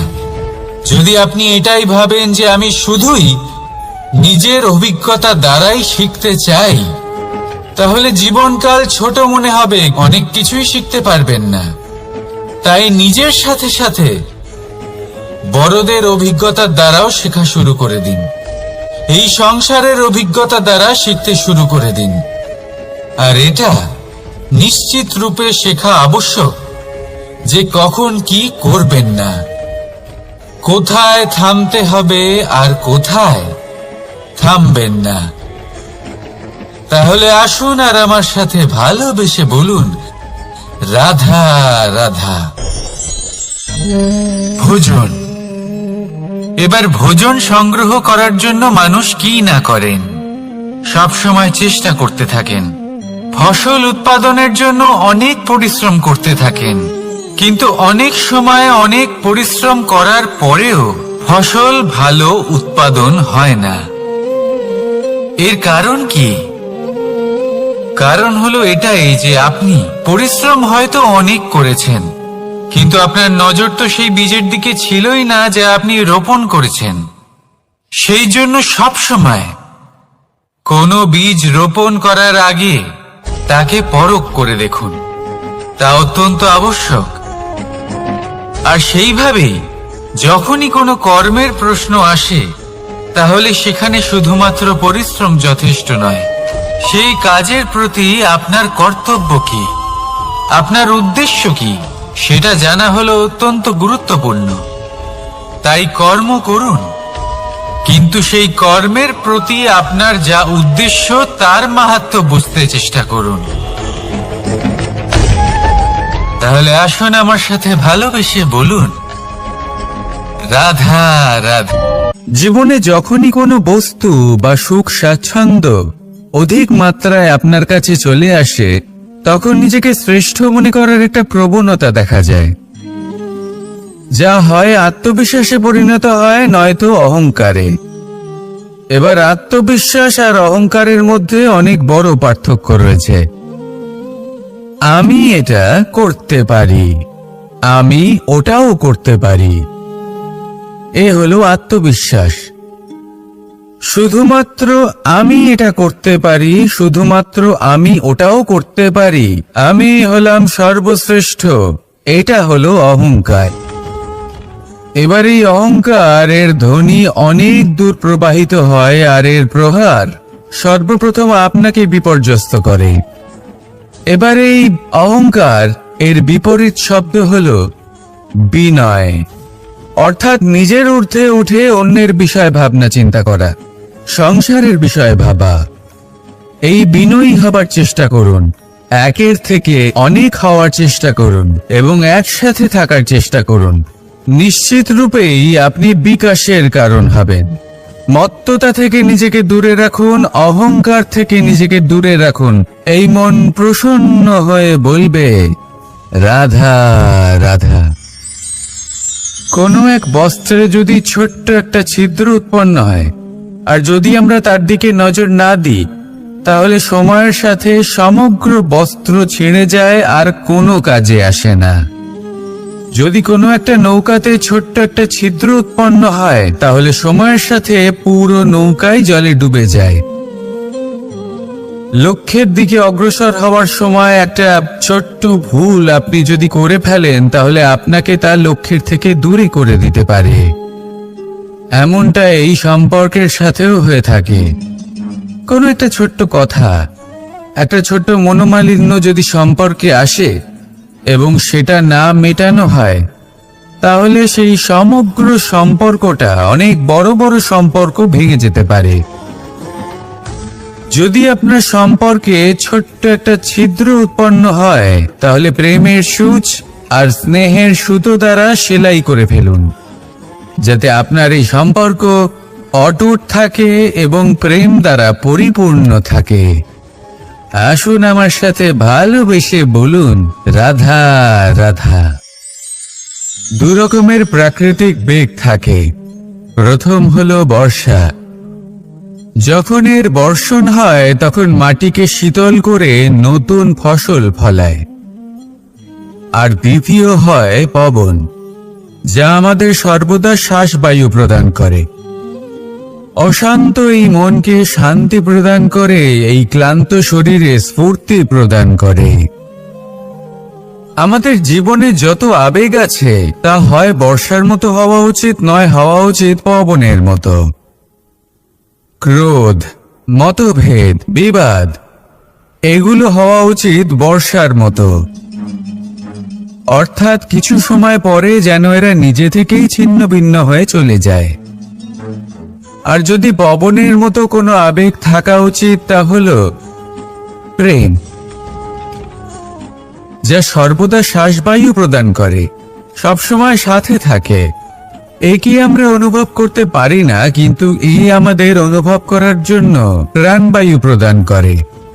আর যখন চক্রবাতের মতো সে ভয়ঙ্কর হয়ে ওঠে, তখন সমগ্র সংসার বদলে দেয়। এর সারমর্ম একটাই, শক্তি। মতভেদ, ক্রোধ, বিবাদের শক্তি যদি থাকে, তা আছে প্রেমের মধ্যে। তাই এই প্রেমকে মনের মধ্যে রাখুন আর আমার সাথে বলুন, রাধা রাধা। জীবনে দুই ধরনের আবেগ রয়েছে, যার কোনো মূল্য নেই। আমার কথার অর্থ এটা নয় যে এদের কোনো গুরুত্ব নেই, গুরুত্ব যথেষ্টই রয়েছে, শুধু এদের জন্য আপনাকে কোনো অমূল্য দিতে হয় না। প্রথম আবেগ হলো আনন্দ, প্রসন্নতা। এটা আপনি যে কোনো জায়গায় খুঁজে পেতে পারেন, যদি আপনি খুঁজে পেতে চান। আপনি কোনো পুষ্পের সৌন্দর্য দেখে প্রসন্ন হতে পারেন, বায়ুর কারণে যখন একটি বৃক্ষ শিহরিত হয় সেটা দেখে আপনি প্রসন্ন হতে পারেন। একটা ছোট্ট শিশুর কলরব শুনেও আপনি প্রসন্ন হতে পারেন। একটা ক্রন্দনরত বালককে হাসিয়ে আপনি প্রসন্ন হতে পারেন। সবকিছু আপনার উপর নির্ভরশীল। সেখানে আরেকটি আবেগ হলো দুশ্চিন্তা। মানুষ বড়ই দুশ্চিন্তা করতে থাকে। আজ আমি এই কাজ করেছি, সেই বিষয়ে চিন্তা। আজ আমি এই কাজ করতে পারিনি, সেই বিষয়ে চিন্তা। কাল আমাকে এই কাজ করতে হবে, সেই নিয়ে চিন্তা। আমি কি সেই কাজটা করতে পারবো, সেই বিষয়েও দুশ্চিন্তা। চিন্তা সর্বত্র রয়েছে, যার জন্য মূল্য দিতে হয় না। যত চান আপনি একত্রিত করতে পারেন। একটা গুরুত্বপূর্ণ কথা মনে রাখবেন, প্রসন্নতা জীবনের একটা নতুন সূত্রপাত। সেখানে দুশ্চিন্তা হলো জীবনের চিতার সমান। এবার এই দুটি আবেগ হলো মূল্যহীন, দুটোই আপনার সামনে আছে। কোনটা চয়ন করবেন আপনি, দুশ্চিন্তা নাকি প্রসন্নতা? সিদ্ধান্ত আপনারই। আসুন আর আমার সাথে ভালোবেসে বলুন, রাধা রাধা। জীবনের প্রত্যেক মুহূর্ত আমাদের কিছু না কিছু শিক্ষা দেয়, নির্ভর করছে আমাদের দৃষ্টিভঙ্গির উপর। যেমন নদী হলো আমার অত্যন্ত প্রিয়। নদীতে ভ্রমণ করতে আমার খুব ভালো লাগে। কি বলেন? নদীতে সবসময় নতুন কিছু থাকে, ও পুরনো কিছুই নিয়ে বসে থাকে না। সব সময় প্রবাহমান, কখনো থামে না। ততক্ষণ থামে না যতক্ষণ না সাগরে গিয়ে সমাহিত হচ্ছে। ঠিক এইভাবেই আমাদেরও উচিত নিজের জীবন অতিবাহিত করা, নদীর মতো। প্রত্যেক মুহূর্ত নতুন, তাই সেইভাবেই জীবন যাপন করুন। পুরনো কিছুই একত্রিত করে রাখবেন না। বিগত স্মৃতির মাঝে নিজেকে হারিয়ে ফেলবেন না। এই যে বর্তমান, এই যে মুহূর্ত, সেটাই হলো সর্বশ্রেষ্ঠ। এর মাঝেই জীবন যাপন করুন। নদীর মতো প্রবাহমান হতে শিখুন। আপনি শিখে গেলে তাহলে মনে রাখবেন, আমার আপনার মাঝে বিচরণ করতে বড়ই ভালো লাগবে। যে ব্যক্তি আনন্দের সাথে জীবনের প্রত্যেকটা মুহূর্ত অতিবাহিত করে কোনো চিন্তা ছাড়াই প্রবাহমান হয়, কখনোই থামে না যতক্ষণ না মুক্তি লাভ করছেন, এমন ব্যক্তির মধ্যেই রাধাকৃষ্ণ বসবাস করেন। তাহলে আসুন আমার সাথে ভালোবেসে বলুন, রাধা রাধা। আপনি অবশ্যই কোনো গাছ দেখে থাকবেন যেখানে অনেক ফল রয়েছে। সেই গাছের ডালগুলি নিজে থেকেই নত হয়ে যায়। কেন? যাতে মানুষ, প্রাণী, এরা সকলে যাতে সেই ফল খুব সহজে গ্রহণ করতে পারেন। এটাই হলো প্রকৃতির শিক্ষা, এটাই হলো প্রকৃতির নিয়ম। মানুষেরও কিছুটা এরকমই হওয়া উচিত। যদি আপনি সাফল্যের চরম সীমায় পৌঁছে যান, অনেক বেশি ধন অর্জন করে ফেলেন, তখন মনে রাখবেন যে আপনি যেন অহংকারী না হয়ে পড়ে। বিনম্র থাকতে হবে। সেই ধনকে ব্যবহার করতে হবে উচিত কাজের জন্য। সেই ধনের দ্বারা সমাজের মঙ্গল করা উচিত। সকল মানুষকে সাহায্য করা উচিত যাদের ধনের অভাব আছে। যদি ধনী হওয়া সত্ত্বেও আপনি ধনের সদ্ব্যবহার এই সমাজের মঙ্গলের জন্য, তার ভালোর জন্য না করেন, যদি আপনি ধন দান না করেন, তাহলে এই ধন অহংকার রূপী বিষে পরিণত হয়ে আপনাকেই নাশ করবে। তাই ফলে ভরা গাছের মতো নত হয়ে থাকুন, বিনম্র হয়ে থাকুন, দান করুন, আর আমার সাথে ভালোবেসে বলুন, রাধা রাধা। জল, এ হলো জীবনের আধার, পঞ্চতত্ত্বের মধ্যে একটি, আর অত্যন্ত বিশেষ। এর থেকে অনেক বড় শিক্ষা পাওয়া যায়। এই জল গন্তব্যের বিষয়ে এর স্পষ্ট ধারণা আছে। ও জানে ওর লক্ষ্য কি, আর প্রয়াস করে ততদূর সে পৌঁছেও যায়। এটি পর্বত থেকে বয়ে নিচে নেমে আসে, নদীর সাথে সমাহিত হয়ে তার সাথে বয়ে চলে, চিরসবুজ বনানী গড়ে তোলে, প্রাণীদের তৃষ্ণা নিবারণ করে, সামনে এগিয়ে চলে, মানুষের সাথে মিলিত হয়। যারা একে বাঁধের মধ্যে বেঁধে রাখতে চেষ্টা করে সে বন্দি দশাতেও থেকে যায়, মানুষের কল্যাণ করে। তারপর বাঁধ থেকে মুক্তি পেয়ে এগিয়ে চলে, কোথাও ধাক্কা খায়, কোথাও বাধা পড়ে, কোথাও যদি পথ খুঁজে না পায় তাহলে পথ খুঁজেই নেয়, আর যেখানে পথ থাকে না সেখানে পথ বানিয়ে নেয়, আর শেষ পর্যন্ত নিজের লক্ষ্যে পৌঁছেই যায়, অর্থাৎ সমুদ্রে গিয়ে সমাহিত হয়ে যায়। আমাদেরও কিছুটা এরকমই হয়ে উঠতে হবে। যেখানেই যাবেন সকলের কল্যাণ করুন, সামনে এগোন। আপনি কোথাও পড়ে গেলে, ধাক্কা খেলে আঘাত লাগবেই, উত্থান পতন লেগেই থাকে। সামনে এগোতে থাকুন। কোথাও পথ না পেলে তা খুঁজে নিন, কোথাও পথ না থাকলে তা বানিয়ে নিন। নিজের গন্তব্যের কথা সব সময় মনে রাখুন। শেষ পর্যন্ত নিজের মোক্ষ লাভ আপনি অবশ্যই করবেন। আর আমার সাথে ভালোবেসে বলুন, রাধা রাধা। মানুষ অসুস্থ কেন হন? শারীরিক দুর্বলতার কারণে? না, মানুষ অসুস্থ হন তার মানসিকতার কারণে, তার বিবেকের কারণে, তার কর্মের কারণে, তার ক্রোধের কারণে। আর যখন কেউ সুস্থ হন, ঠিক হয়ে যান, তার মানে এটা নয় যে শুধু ওষুধের জন্য তিনি সুস্থ হয়েছেন। না, এটা কারোর তার প্রতি প্রেমের প্রভাব, বিশ্বাসের প্রভাব, সম্বলের প্রভাব। শুধুমাত্র ওষুধ দিয়ে কিছুই হয় না। যদি মনে প্রেম থাকে, বিবেক থাকে, বিশ্বাস থাকে, সম্বল থাকে, তবেই সেই ওষুধ কাজ করতে পারে। তাই মনে রাখবেন, এই জীবন হলো অত্যন্ত ছোট। মনে প্রেম ভাব রাখুন, মিত্রতা করুন, শত্রুতা নয়, ভালোবাসুন, বিদ্বেষ নয়। আর এই ভালোবাসার সাথেই বলুন, রাধা রাধা। জীবন, এই জীবনের সত্য কি? জন্ম, যেখান থেকে জীবন আরম্ভ হয়, নাকি সমাপ্তি? মৃত্যু, যেখানে জীবন শেষ হয়ে যায়। জীবনের সত্য এটা নয়, সব কিছু এটা নয়। ভালো করে ভেবে দেখলে কিছুই যায় আসে না যে আপনার জন্ম কোথায় হয়েছে, কিভাবে হয়েছে। এতেও কিছু যায় আসে না যে আপনার মৃত্যু কোথায় হবে, কিভাবে হবে।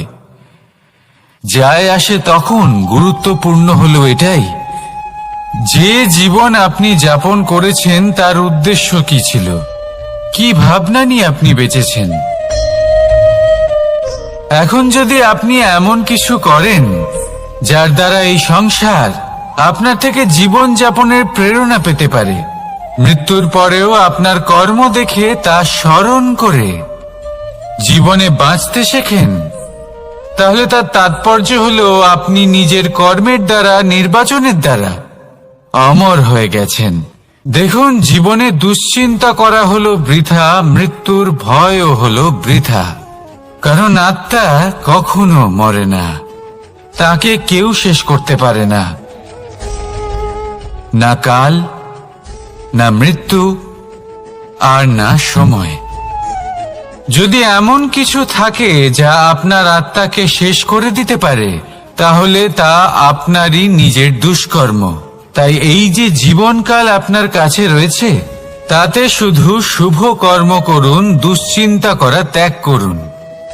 এমন কর্ম করুন যা দেখে সংসার উচিত পথে চলে আসবে, শুভ কর্ম করবে।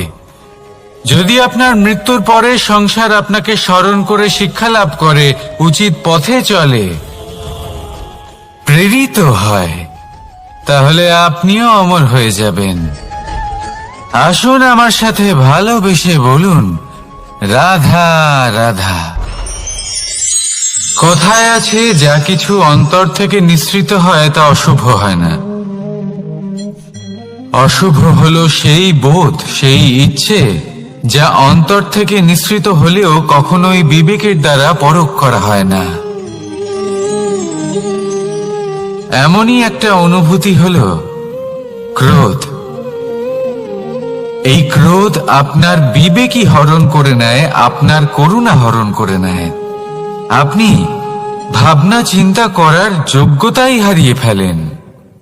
এবার যদি আপনি সংসারকে নিয়ন্ত্রণ করতে চান, ভবিষ্যতের উপর নিয়ন্ত্রণ রাখতে চান, বর্তমানের উপর নিয়ন্ত্রণ রাখতে চান, তাহলে প্রথমে নিজের ক্রোধের উপর নিয়ন্ত্রণ করা শিখতে হবে। কারণ এই ক্রোধ আপনার বন্ধু নয়, এ আপনার শক্তি নয়, এ হলো আপনার দুর্বলতা। আর এটা শত্রুর শক্তি বাড়িয়ে তোলে, আর শেষ পর্যন্ত ক্ষতি আপনারই হয়। তাই এই ক্রোধকে নিজের নিয়ন্ত্রণে রাখুন। অশুভ মন্তব্য আপনা থেকেই অসফল হয়ে যাবে। আসুন আমার সাথে ভালোবেসে বলুন, রাধা রাধা।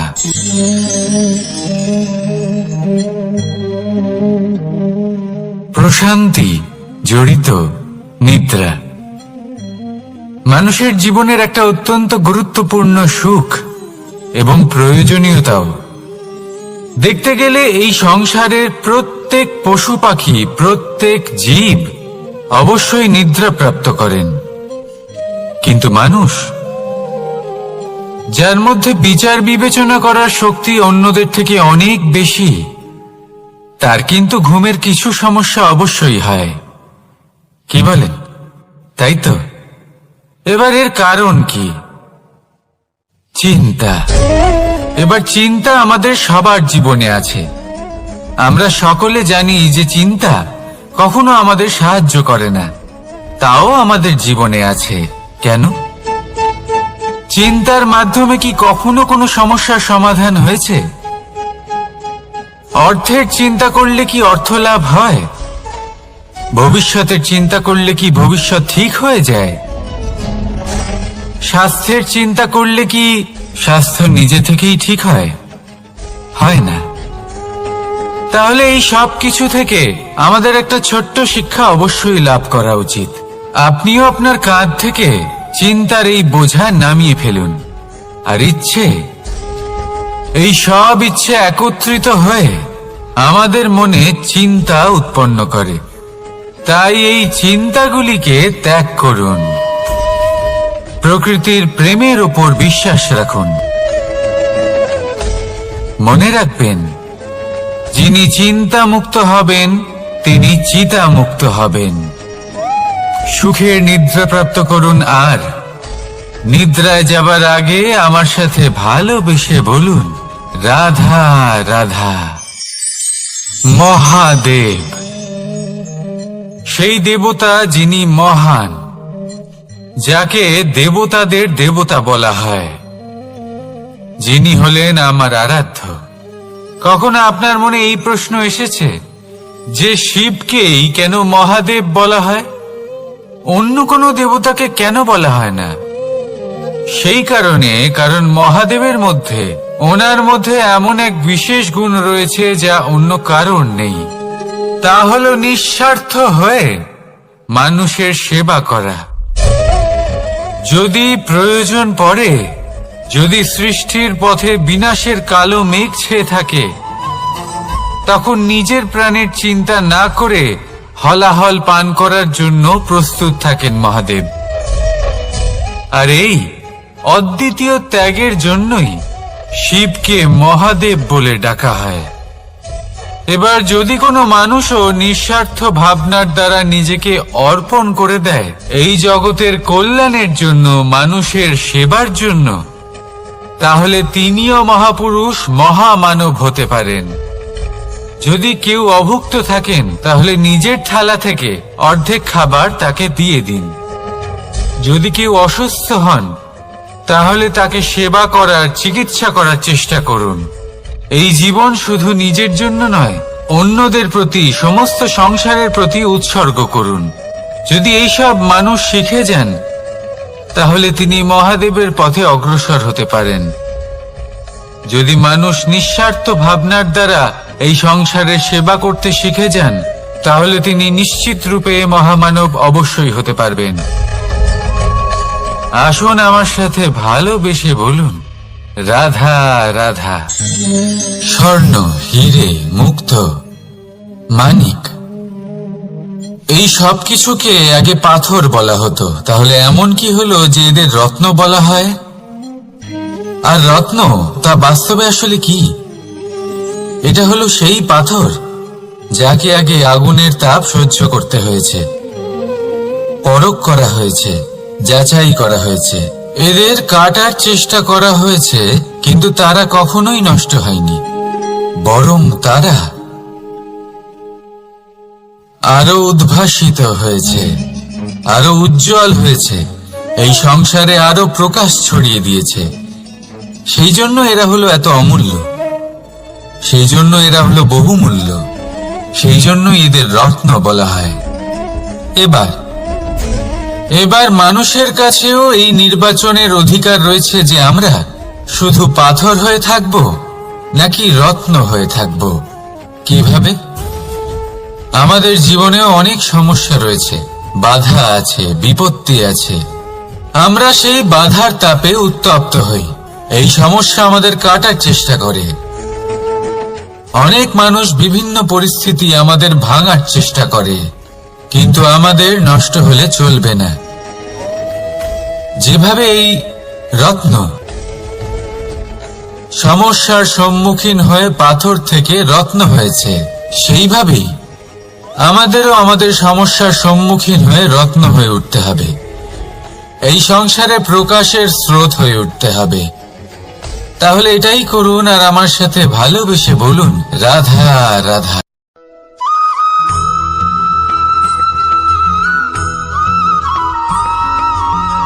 আমরা যখনই কোনো যাত্রায় যাব বলে মনে করি, তখনই আমরা প্রস্তুত থাকি আসন্ন বিপদের জন্য বা সংকটের জন্য। যেমন যদি আমাদের মনে হয় যে আজকের পরিবেশ খুব ঠান্ডা হবে, তাহলে আমরা গরম বস্ত্র ধারণ করি বা সেটাকে সাথে নিয়ে যাই। যদি মনে হয় যে বৃষ্টি হতে পারে বা বৃষ্টি হয়ে চলেছে, আমরা দেখছি, তাহলে আমরা একটা ছাতা সাথে নিয়ে নিই। আমরা প্রস্তুত থাকতে চাই এবং এটাই উচিত, এবং সেই কারণেই আমরা যাত্রায় সাফল্য লাভ করি।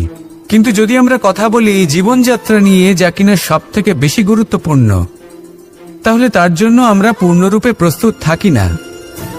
আশেপাশের মানুষ, এই সমাজ, আমাদের সাথী, আমাদের মিত্ররা যে কোনো মুহূর্তে বদলে যেতে পারেন। সেই জন্য আমরা নিজেদেরকে কখনো সাবধান করি না, কখনোই নিজেদের প্রস্তুত করি না। আমাদের এটা কখনোই মনে হয় না যে এরকম হতে পারে, আর সেই কারণেই শেষে গিয়ে আমরা অত্যন্ত দুঃখ পাই। একটা অমূল্য শিক্ষা আছে যেটা আমাদের লাভ করা উচিত, সতর্ক থাকা উচিত। এই জীবনযাত্রার জন্য শুধুমাত্র এই পরিবেশের বিষয়ে তথ্য সংগ্রহ করা বা তাকে অনুমান করা, এটুকু হলেই চলবে না। আমাদের আশেপাশের মানুষজনকে দেখতে হবে, তাদের স্বভাব পরিস্থিতির ওপর নজর রাখতে হবে। যখন তারা রং পাল্টাচ্ছেন, নজর রাখতে হবে, তা অত্যন্ত আবশ্যক। পরিবর্তন আপনার জীবনে অবশ্যম্ভাবী, সঠিকভাবে তার সম্মুখীন হন। আসুন আমার সাথে ভালোবেসে বলুন, রাধা রাধা।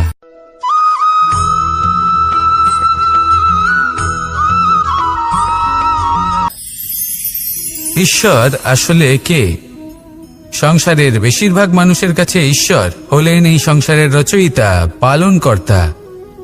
কারোর কাছে উনি জ্ঞাতা, কারোর কাছে উনি হলেন আস্থার প্রতীক, আবার কারোর জন্য শুধুমাত্র অন্ধ বিশ্বাস। কিন্তু এই ঈশ্বর কি কোনো শরীর, নাকি একটা বোধ, নাকি শুধুই শ্রদ্ধা? ঈশ্বর হলেন তিনি যিনি হলেন আপনার ইষ্ট। সেই জন্যই তো গুরু, মাতা, পিতা এনাদেরও ঈশ্বরই বলা হয়েছে। যাদেরকে আমরা ঈশ্বর বলে মনে করি, যারা আমাদের ইষ্ট, তারা আমাদের একটি পথ দেখান, একটি দিকে চালিত করেন। সেই পথে চলে আপনি শুভ কর্ম করতে পারেন।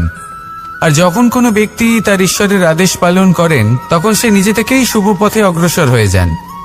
বেশ কয়েকজন মানুষ ঈশ্বরের ওপর আস্থা রাখেন এবং ভাবেন যে অনুচিত কোনো কাজ করা উচিত নয়, ঈশ্বর দেখছেন। ওনারা ভয় পান যে কোনো অনুচিত কর্ম করলে কে জানে তার পরিণাম কি হবে। এমন অনেক ব্যক্তি রয়েছেন যারা ঈশ্বরকে বিশ্বাস করেন এবং জানেন যে ঈশ্বর তাদেরকে দেখছেন, তাই যে যে শুভকর্ম ওনারা করেছেন তার ফল তারা অবশ্যই পাবেন। এবার আপনি ভয় পেয়ে ঈশ্বরকে বিশ্বাস করবেন নাকি বিশ্বাসের দ্বারা ঈশ্বরকে বিশ্বাস করবেন, সেই সিদ্ধান্ত আপনারই। কিন্তু হ্যাঁ, যদি আপনার মনে ঈশ্বরের জন্য কোনো স্থান থাকে, যদি আপনার কোনো ইষ্ট থাকেন, যদি আপনি কাউকে ঈশ্বর মনে করেন যার প্রত্যেক আদেশ আপনি পালন করে থাকেন, তাহলে বলি ঈশ্বর কখনো আপনাকে অনুচিত পথে চালিত করবেন না। আসুন আমার সাথে ভালোবেসে বলুন, রাধা রাধা।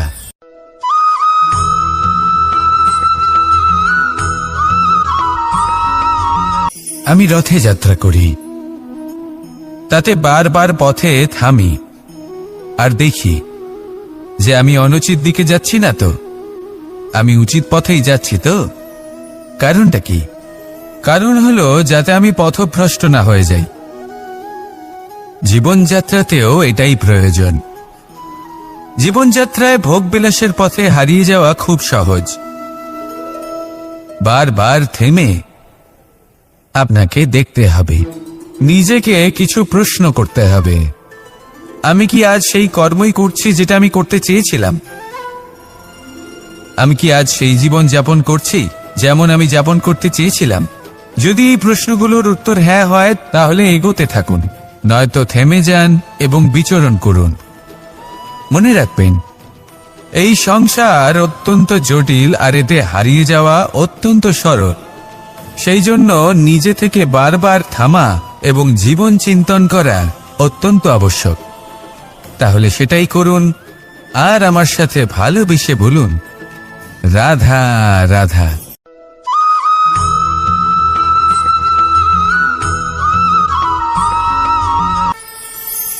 কথায় আছে যে স্বপ্ন এবং লক্ষ্য হলো একটি মুদ্রারই দুটি দিক। যতক্ষণ না স্বপ্ন দেখছেন ততক্ষণ বুঝবেন কি করে আপনার লক্ষ্য কি? স্বপ্ন দেখে যদি নিজের লক্ষ্য বুঝতে পারেন, সেটা পেতে চান, তবেই সেটা লাভ করতে পারবেন। কিন্তু স্বপ্ন এবং লক্ষ্য এই দুইয়ের মধ্যে একটা ভারসাম্য রয়েছে যেটা বজায় রাখা প্রয়োজনীয়। একে আমরা বলে থাকি পরিশ্রম। দেখুন, যদি আপনি স্বপ্ন দেখতে চান তাহলে পরিশ্রম ত্যাগ করে নিদ্রা লাভ প্রয়োজন। কিন্তু যদি আপনি লক্ষ্য লাভ করতে চান তাহলে আপনাকে নিদ্রা ত্যাগ করে পরিশ্রম করতে হবে। তাই আলস্য ত্যাগ করুন এবং সিদ্ধান্ত নিন যে আপনি কি চান। আপনার জীবনের এই তুলাদণ্ডে স্বপ্নের পাল্লা ভারী হওয়া প্রয়োজন নাকি লক্ষ্যের? আমার মতে এই দুইয়ের মধ্যে যদি ভারসাম্য বজায় রাখেন তবে পথ নিজে থেকেই সামনে আসবে। শুধু সেই পথে অগ্রসর হতে থাকুন এবং আমার সাথে ভালোবেসে বলুন, রাধা রাধা।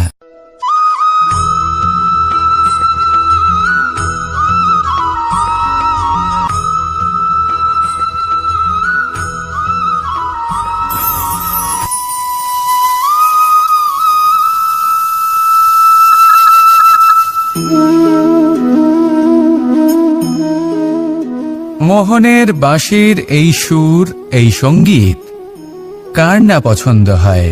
সবারই খুব ভালো লাগে। এবার এই সুর আসে কোথা থেকে? কেউ বলবেন কৃষ্ণের হৃদয় থেকে। সত্য কথা, এই সুর হৃদয় থেকে নির্গত হয় এবং প্রকট হয় এই বাঁশি থেকে। এই বাঁশিটাকে দেখুন, এই ছিদ্রগুলি দেখুন, প্রত্যেকটা সুর থেকে নিজস্ব একটা স্বর নির্গত হয়। এবার যে ব্যক্তি এই সমস্ত সুর এবং স্বর বুঝতে পারেন, এতে নিপুণ, তিনি এই বাঁশির দ্বারা যে সুর নির্গত করবেন তা তো মধুর অবশ্যই হবে। এবার জীবনের সাথেও কিছুটা এরকমই ঘটে। জীবনের কিছু নীতি থাকে, অর্থ, কুটুম্ব এবং আধ্যাত্মিক। যদি জীবনের প্রত্যেকটা মুহূর্ত সুখময় হয় এরকম আপনি চান, তাহলে এই তিনটি নীতিতে আপনাকে নিপুণ হতে হবে। কোনো একটি বিশেষ নীতির প্রতি যদি আপনি বেশি ঝুঁকে পড়েন, তাহলে বাকি দুই নীতি থেকে যা সুখ লাভ করা সম্ভব তা পারবেন না। ধন অর্জন করতে হবে পরিবারের জন্য, পরিবারের সুখ মনের শান্তির জন্য, মনে শান্তির প্রয়োজন মনের শুদ্ধতার জন্য। যখন এই মন শুদ্ধ হবে, জীবন শুদ্ধ হবে, পবিত্র হবে, সুন্দর হবে এবং ভালোবেসে বলবে রাধা রাধা।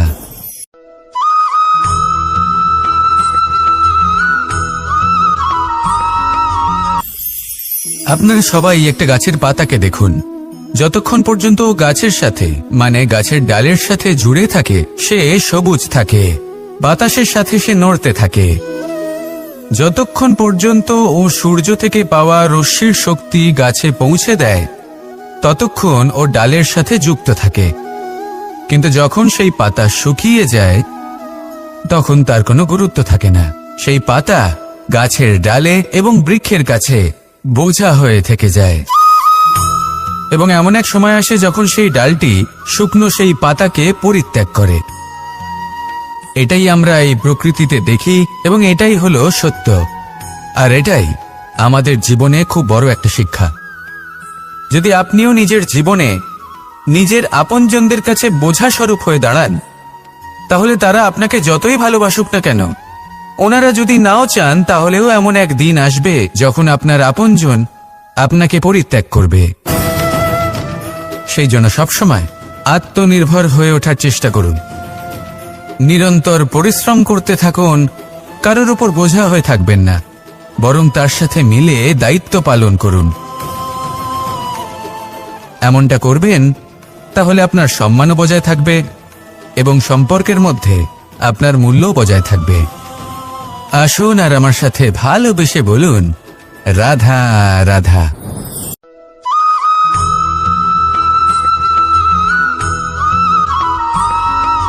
এই শুকনো পাতাটিকে দেখুন, নিষ্প্রাণ হয়ে পড়েছে। কোনো একটা সময় এই পাতাটি একটা গাছের ডালে ছিল। সেই গাছ ওর লালন পালন করত। যখন যখন বাতাস বইত এই পাতায় কম্পন দেখা দিত, মনকে প্রফুল্ল করে তুলত। কোনো একদিন এই পাতা গাছের ডাল থেকে ঝরে পড়ে গেল। নিঃসন্দেহে ও নিজের স্বাধীনতা পেল, কিন্তু আস্তে আস্তে শুকিয়ে গেল, নিষ্প্রাণ হয়ে গেল। দেখুন, আমি এই কথা বলছি না যে স্বাধীনতা অনুচিত, কখনোই না। কিন্তু যে কোনো পরিস্থিতিতে স্বাধীন হতে চাওয়া এটা নিশ্চিতরূপে অনুচিত। আমরা যদি আমাদের জীবনে পরিবারের গুরুত্ব ভেবে দেখি, তাহলে এই পরিবারে যতই মতভেদ থাকুক না কেন, যতই মনোমালিন্য থাকুক না কেন, যতই বিবাদ থাকুক না কেন, এই সব মিটিয়ে নেওয়া অত্যন্ত প্রয়োজনীয়। সেই সবকিছু সমাপ্ত করা অত্যন্ত প্রয়োজনীয়। কখনো এই পরিবারকে ভাঙতে দেবেন না, কখনো এই পরিবার থেকে দূরে চলে যাবেন না। এই পরিবার হলো আমাদের জীবনের একটা অমূল্য সম্পদ, অমূল্য এক আশ্রয়, যা এই সংসারে হয়তো কোথাও আপনি পাবেন না। তাই একে আগলে রাখুন। ভেবে নিন আপনি পাতা আর আপনার পরিবার সেই গাছ। আসুন আমার সাথে ভালোবেসে বলুন রাধা রাধা।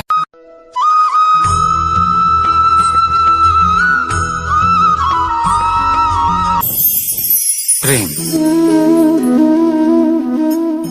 আড়াই অক্ষর, মাত্র আড়াই অক্ষরের এই শব্দ প্রেম, এর মধ্যে ত্রিলোকের এবং সমগ্র ব্রহ্মাণ্ডের বীজ নিহিত আছে। এমন কি আছে যা এই প্রেম করতে পারে না? যেখানে শক্তি এবং বিদ্যা প্রয়োগ করে আপনি কিছুই করতে পারবেন না, সেটাও প্রেম দ্বারা অর্জন করা সম্ভব। প্রেম চাইলে পাথরেও ফুল ফোটাতে পারে। প্রেম চাইলে ন্যাড়া পাহাড়ের বুক চিরে নদীপথ তৈরি করতে পারে। চাইলে নিরক্ষর ব্যক্তিকে সংসারের শ্রেষ্ঠ জ্ঞানী করে তুলতে পারে। শুধুমাত্র এই প্রেমের জন্য সবার দুষ্ট কানাই ঘনশ্যাম হয়ে উঠেছিল। শুধুমাত্র এই প্রেমের টানেই ত্রিলোকের স্বামী দ্বারকাধীশ নির্ধন সুদামার পদসেবাও করেছিলেন। এই প্রেম হলো সংসারের সবথেকে বড় শক্তি। এই সংসারের আধার হলো প্রেম। এমন কিচ্ছু নেই যা এই প্রেমের পক্ষে সম্ভব নয়। যেখানে বিদ্যা এবং শক্তি সাহায্য করতে পারে না, সেখানে এই প্রেম আপনাকে জয়ী করে দিতে পারে। তাহলে আসুন আর আমার সাথে ভালোবেসে বলুন, রাধা রাধা।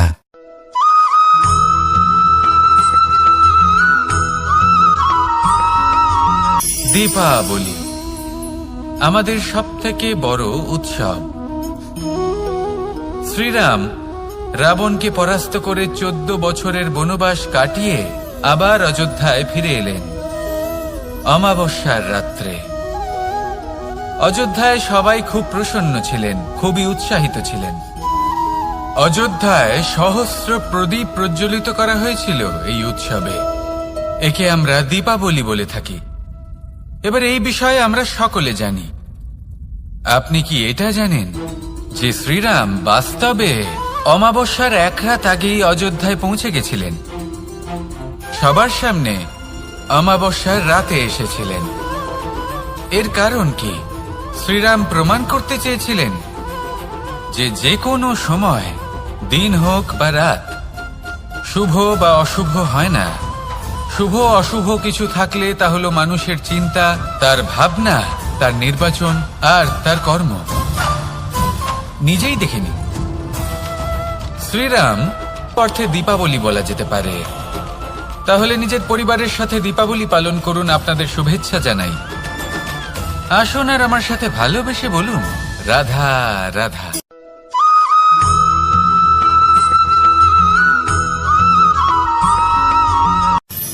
মানুষের এই জীবন, মানুষ জন্ম নেয়, একটা নির্দিষ্ট সময়ের পরে এই সংসার ত্যাগ করে চলেও যায়। এবার শুধু এটাই আবশ্যক নয় যে এই জীবনকালকে আপনি যাপন করবেন, শুধু এটাই গুরুত্বপূর্ণ নয়। আবশ্যক এবং গুরুত্বপূর্ণ হলো এটা যে এই জীবনকালে আপনি এমন কিছু করেন যাতে এই সংসারের মঙ্গল হয়, যাতে এই সংসার আপনাকে মনে রাখে, আপনার থেকে প্রেরিত হয়, আপনার মতো হতে চায়, প্রত্যেক বছর আপনার জন্মতিথির অপেক্ষা করে, এমনভাবে আপনার জন্মদিন পালন করে যাতে সেটা মহোৎসবের আকার ধারণ করে।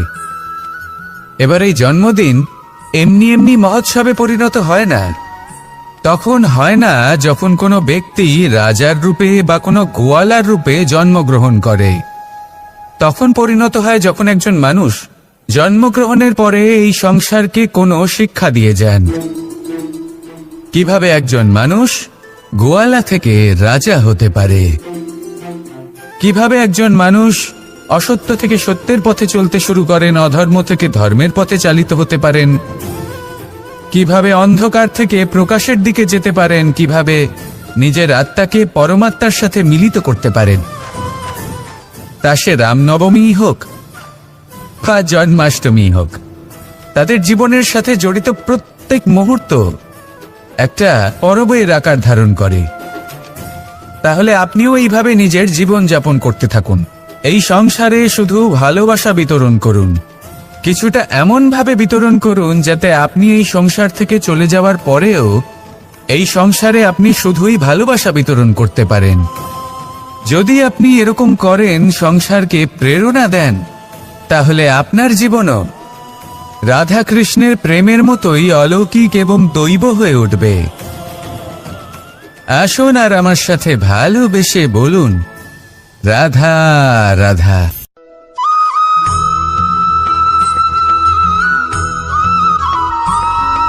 ভোজন। এই সংসারে যেই হোক না কেন, কোনো মানুষ হোক, কোনো প্রাণী হোক, কোনো কীট হোক বা কোনো বনস্পতি হোক, প্রত্যেকের জন্য ভোজন অতি আবশ্যক। কারণ ভোজন থেকেই শক্তি পাওয়া যায়, আর সেই শক্তি দিয়েই সংসারের, আমাদের জীবনের সমস্ত কার্য করা যায়। এবার এমন এক ধরনের শক্তি হয় যা শীতের ঋতুতে সূর্য থেকে আমরা পেয়ে থাকি, আর আরেক ধরনের উত্তাপ হয় যা দিয়ে ভোজন রান্না করা হয়, সুস্বাদু নানান ধরনের ভোজন। এবার অত্যন্ত গুরুত্বপূর্ণ হলো যে ব্যক্তি সেই ভোজন বানাচ্ছেন তার মানসিক পরিস্থিতি এবং সেই ব্যক্তি যিনি ভোজন গ্রহণ করছেন তার মানসিক অবস্থা। যখনই আপনি ভোজন বানাচ্ছেন তখন ভালোবাসার সাথে কাজটা করুন, ধন্যাত্মক ভাব নিয়ে, সৎ ভাবনার সাথে। কারণ আপনার এই মানসিক স্থিতি শক্তির আকারে সেই খাদ্যের সাথে মিলেমিশে যায়। আর যখনই আপনি ভোজন গ্রহণ করছেন, তখন সদ্ভাবনার সাথে, প্রসন্নতার সাথে গ্রহণ করুন, ধন্যাত্মক ভাব নিয়ে। যদি আপনি প্রসন্নতার সাথে রান্না করেন, প্রসন্নতার সাথে খাদ্য গ্রহণ করেন, তাহলে আপনি প্রসন্নই থাকবেন। আর মন সুপ্রসন্ন হয়েই বলবে, রাধা রাধা।